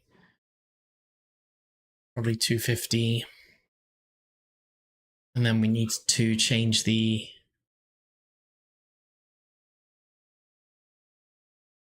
Z rotation. Yes. Okay, cool. Did we do it? We did it. It's beautiful. Look at it go. What a house. Oh my god. Blender, eat your heart out. I'm going to move this up, and I'm going to scale it so that it looks good. Okay, that's one side. And then let's duplicate that one Did it. Did it. and rotate it so that it fits on the other side. If only I knew how to... Wait a second. Maybe there is a way. Is there a way of changing where the center of mass is? Not the center of mass, but the center of whatever this thing is.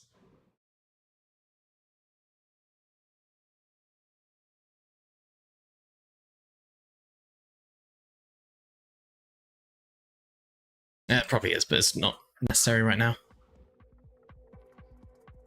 Okay, so to get these in place right now, this is, let's go 34 here. Well, 0, my type house is specifically. better So than his. 34, 0, 64. I'm going to do the same thing on this one.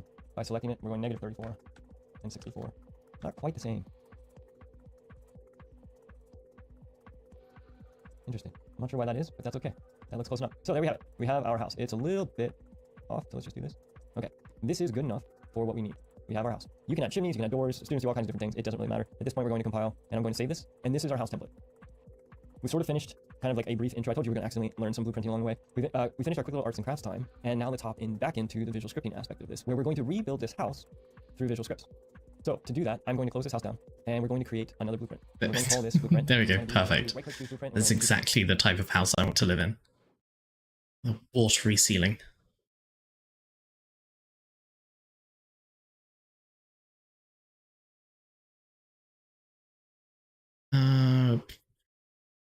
Copper.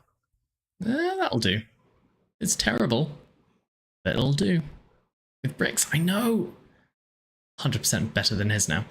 I'm still not sure about the this is like completely not necessary whatsoever. I don't think you're gonna have thatch, are you? Brick clay? It's a good material. I guess it's default. Wall. Beveled? No. Maybe wooden. Maybe a wooden. Okay, yeah, that'll do. I'm liking that. Excellent.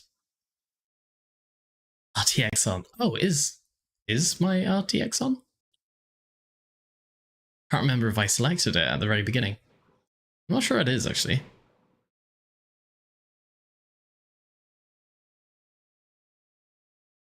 You can tiling the map?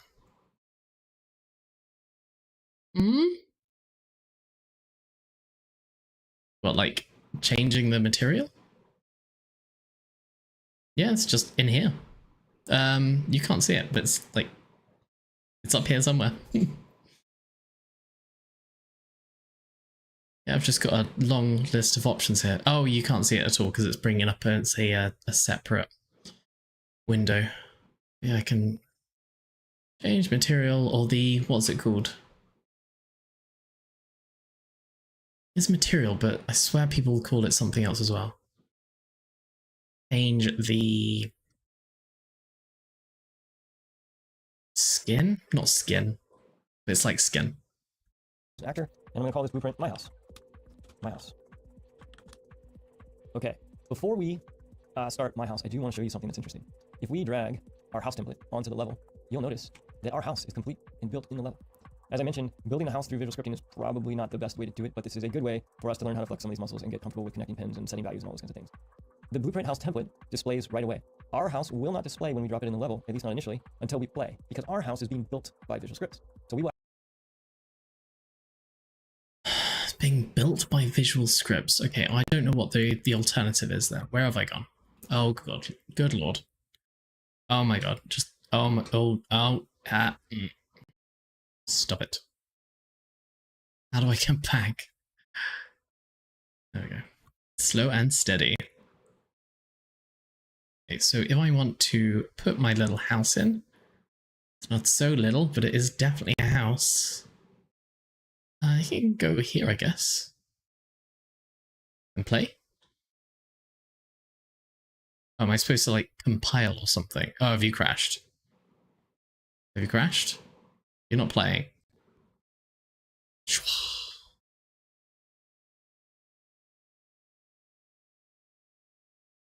Skinny equals texture. Yeah, texture. I think that's what I was thinking of instead. With the till option, you can make the bricks smaller. Till. Till, till, till.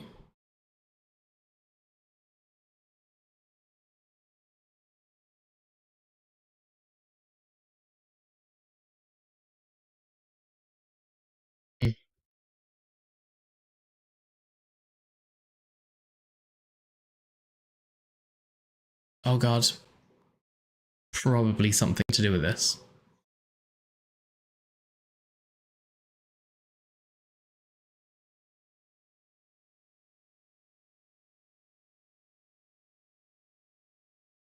So this is cool. This is very neat.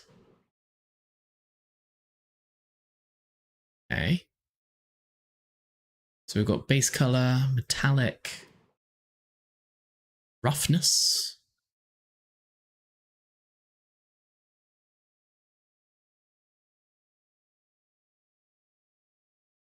Pixel depth offset.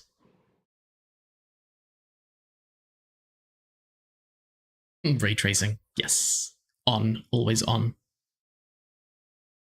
Tilling. Trying to find tilling.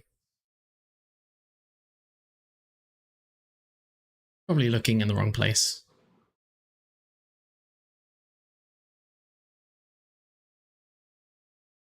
Game of the year. Doesn't even play yet. Ship it. Oh, it's probably because I didn't do the compile. I did. Okay. And play. Why aren't I? Is it because the house is at my spawn? Is that why? That's why? Where do I put my house? House is nowhere near you. What are you talking about? Oh god, why is it so fast? How do I stop that?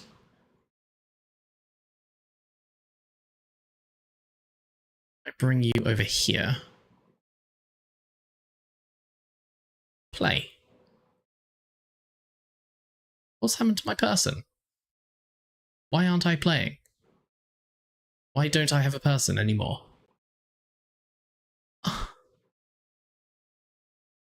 What have I done? I somehow deleted myself. Okay, so by putting in a house, I have unalived myself. Do not add anything. Yeah. It's scope creep. Well, actually, you have to press the play button to see our house, and I just wanted to show you all that difference. Now, let's bring up our house.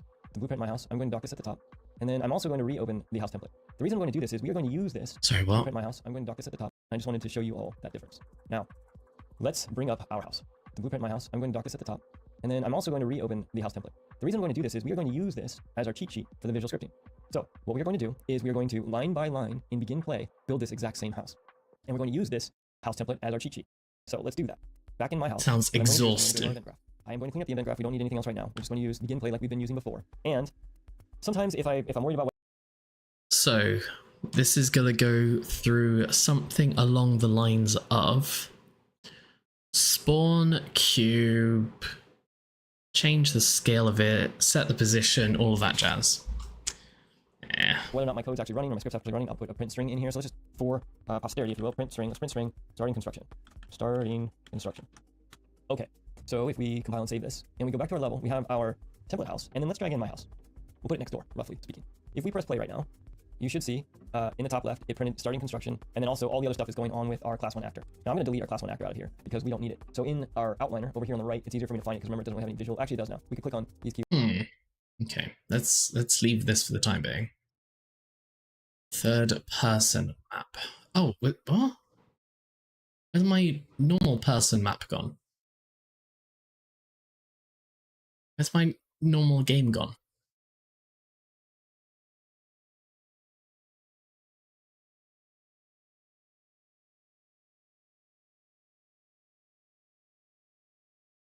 I am so confused.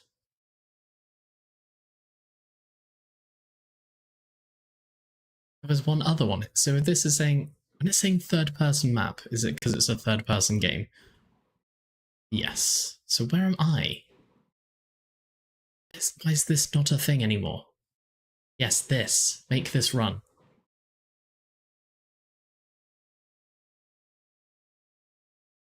I've done something fundamentally terrible here.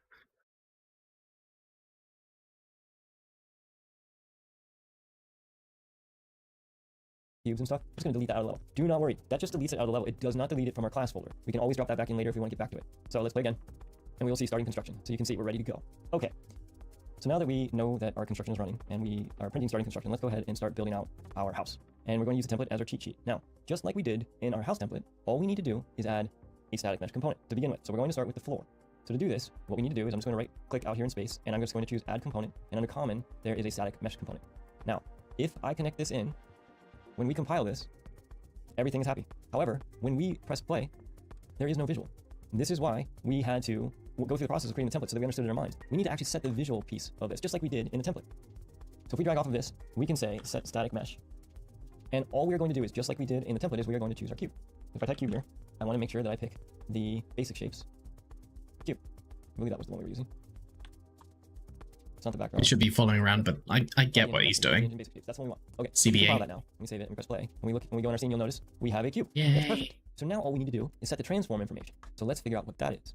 First things first, in our house, with this static mesh component, I'm going to double click on our reroute node and move it down here because I'm going to change the transform information. There's two ways to do it. So let's go through both of them. One is, well, actually we'll do the first wall the second way. Let's do this one the slow way, if you will. So here we're going to drag off this and we're going to set location. So we're going to set the relative location in this case. We'll drag this out. Double click on our reroute node so we have them. And then what would we want our new location to be for the foundation? Well, let's go back to our house template and look at it. Our foundation is 0, 0, and 10 and Z. So let's try filling in those same values. 0, 0, 10, and Z. And then let's grab this. If we press play now, you'll notice that it's a little bit higher, but it's hard to discern the difference. So let's stop and go back to our house template. And let's look at our next thing. There's no rotations. We do need to set the scale. The scale is 1.1. So let's do that. Let's go back to our build house. We're going to drag off this pen and we're going to set scale. And in this case, I'm going to choose the set relative scale 3D. Same thing again. I'm going to double click, get a reroute node just to make it pretty and easy to read. We need to type in 1, 1, and 0.1. Compile, save, and take a look. And now, oh, look at that. We have a house foundation. That's pretty cool. So this is what we're going to do. We are going to use this template to just get used to connecting the pens and setting the values. Now, the first wall I told you we're going to do a little bit different. I'm going to show you a couple of cheats to help make this faster. I want to do this ever? Right, how do I make this play again? Why don't you spawn me? Why don't you love me? Just play. Actor.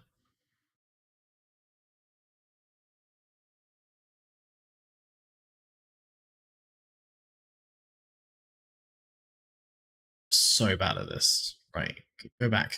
Go back there. Please go back. There we go.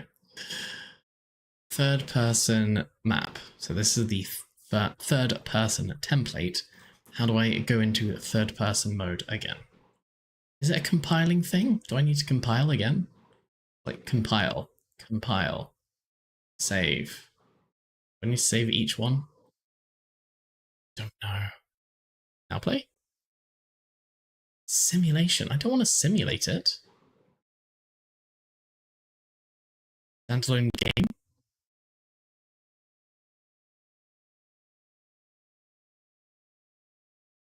Oh god, what have I done? Select the viewport. There we are. Why was that different before? We'll change that.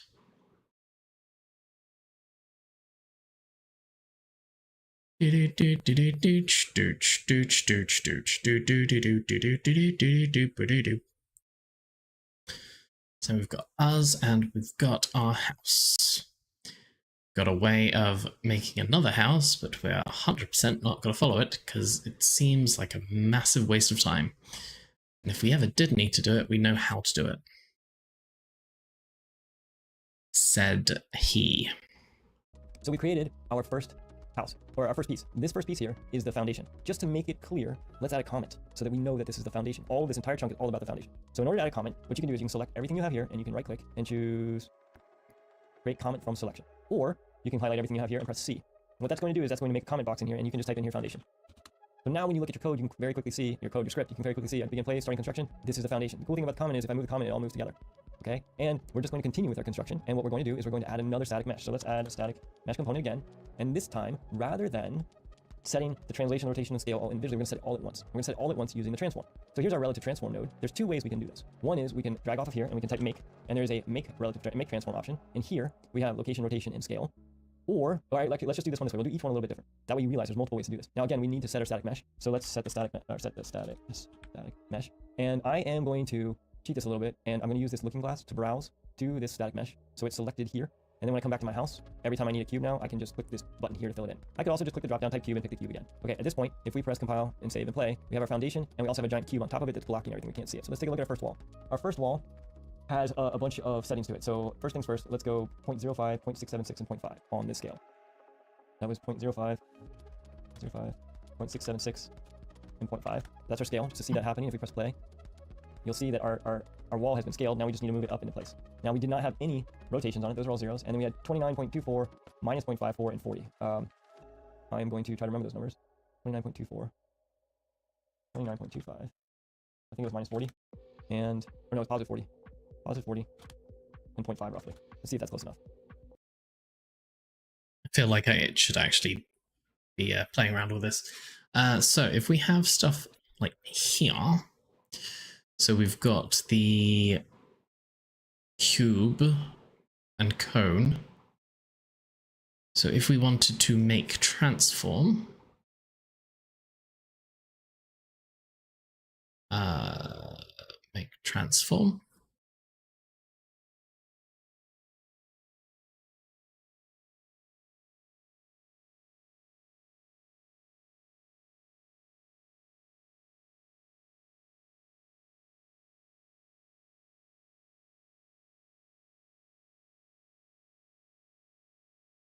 Needs to come off of a static mesh component.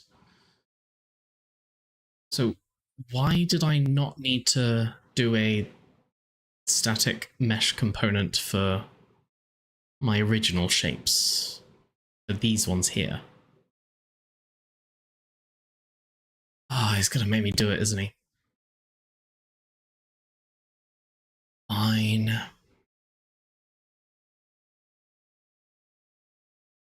House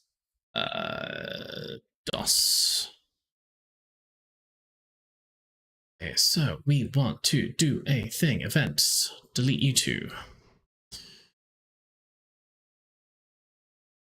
So let's do that. Let's go back to our build house and do everything you have here, and this time, rather than and do foundation. Well, let's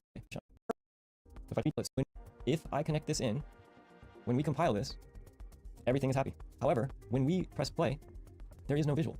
This is why we had to go through the process of creating the template so that we understood it in our minds. We need to actually set the visual piece of this, just like we did in the template. So if we drag off of this, we can say set static mesh. And all we're going to do is, just like we did in the template, is we are going to choose our cube. So add a mesh, turn it into cube.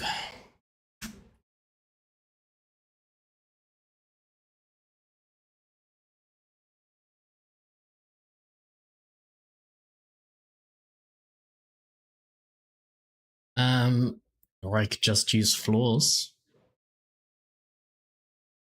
It's already got it. But let's not cheat. Let's do what he wants us to do. If I type cube here, I want to make sure that I pick the basic shapes. Cube. I believe that was the one we were using. It's not the background. Yep. Not the engine mesh, it's the engine basic shapes. That's the one we want. Okay, so if we compile that now. Hello, hello. We save it. How's it going? When we go in our scene, you'll notice we have a cube. That's perfect. So now all we need to do is set the transform information. So let's figure out what that is. first things first. Relative transform, I'm assuming it's this. Bush. Scale, probably location as well, right? Actually, let's just do scales. No, not scale. Transformation.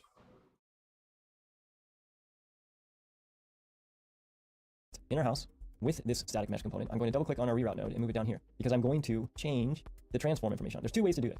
So let's go through both of them. One is, well, actually we'll do the first wall the second way. Let's do this one the slow way, if you will. So here we're gonna drag off this and we're gonna set location. So we're gonna set the relative location in this case. We'll drag this out, double click on our reroute node so we have So we are going to set location. Okay. How do I do this again? You set relative. Just set relative location.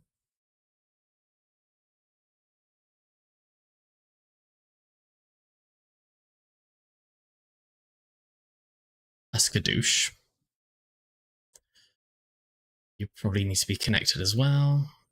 Should be for the foundation. Well, let's go back to our house template and look at it. Our foundation is 0, 0, and 10 and Z. So let's try filling in those same values. 0, 0, 10, and Z. And then, let's grab this. If we press play now, you'll notice that it's a little bit higher, but it's hard to discern the difference. Okay. So if we want to check that, we can do this.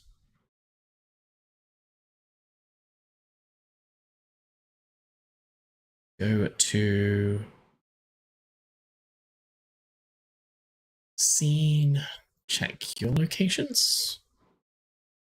So that's your location. So what's like here?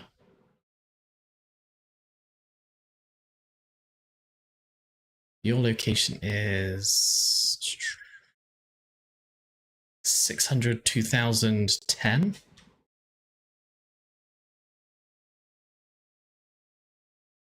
Going which way? So if I just put you... Oh my god, every single time. So zoomy. I go here.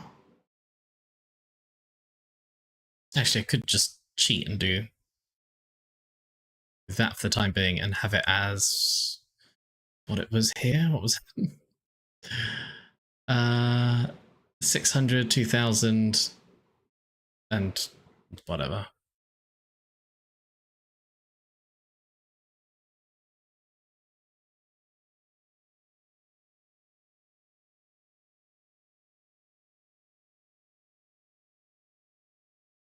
We compile. Look. And we have done it wrong. We've not done it wrong. We've just not figured out what we haven't done yet.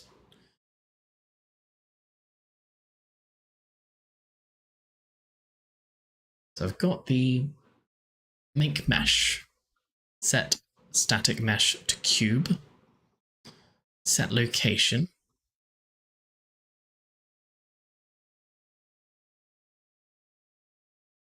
Oh, it's not 200, 2000. There we go. Play? No. Is it because it's not actually in the game? Do I need to do that? Do I need to put it in the game? I don't think I do. He didn't. Did he? So let's file that now. And we're going to, if we want to get back to it. So let's play again. And we will see starting construction. So you can see we're ready to go. Okay. So now that we know that our construction is running and we are printing starting construction, let's go ahead and start building out our house. And we're going to use the template as our cheat sheet. Now, just like we did in our house template, all we need to do is add a static mesh component to begin with. So we're going to start with the floor. So to do this, what we need to do is I'm just going to right click out here in space and I'm just going to choose add component, and under common, there is a static mesh component. Now, if I connect this in, when we compile this, everything is happy. However, when we press play, there is no visual. This is why we had to go through the process of creating the template so that we understood it in our minds. We need to actually set the visual piece of this, just like we did in the template. So if we drag off of this, we can say set static mesh. And all we're going to do is, just like we did in the template, is we are going to choose our cube. Set cube. If I type cube here, I want to make sure that I pick the basic shapes cube. I believe that was the one we were using. not the background. Yep. Not the engine message. It's the engine basic cubes. That's what we want. Okay, so if we compile that now, and we save it and we press play, and we go in our scene, you'll notice we have a cube. That's perfect. So now all we need to do is set the transform information. So let's figure out what that is. First things first, in our house. Just have you a with 0? this static mesh component, I'm going to double click on our reroute node. Wait, what did he use? Just use the positions he's used. It's not the background. Yep. Not the engine message. It's the engine basic. So now all we need to do is set the transform information. So let's figure out what that is. First things first, in our house, with this static mesh component, I'm going to double click on our reroute node and move it down here because we'll do the first ready for the foundation. Well, let's go back to our house template and look at it. Our foundation is 0, 0, and 10 and Z. So let's try filling in those same values. 0, 0, 10, and Z.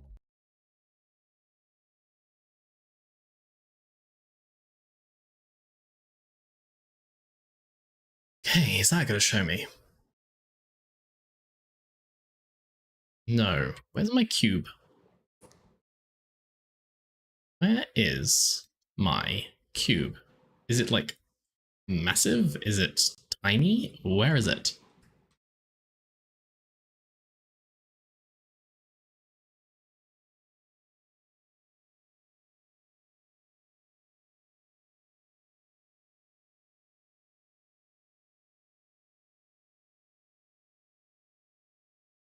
If I were to just put you in.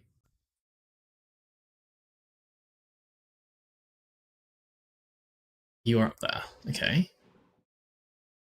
That does work. I could delete the house here. So does it need to be higher?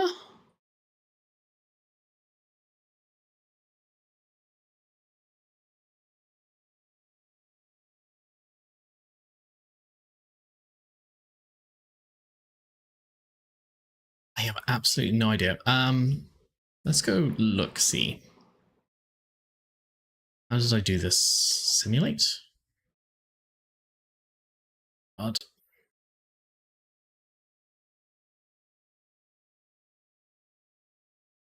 So it's not here.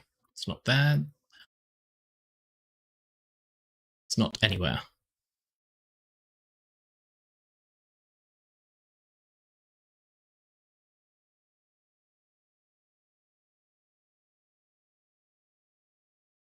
I'm going to delete the house for a second.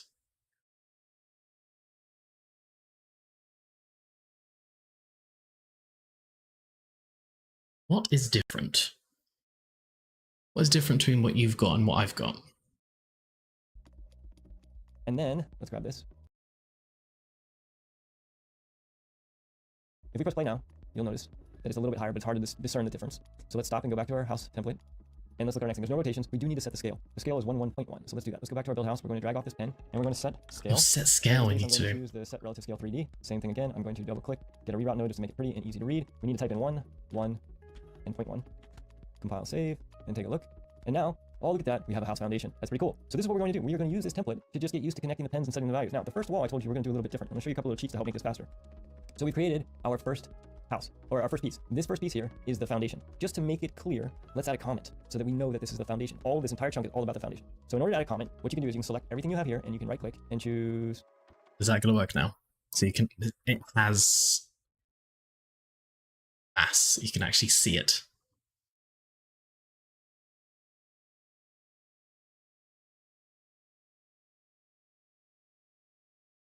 No. That's a big nopers.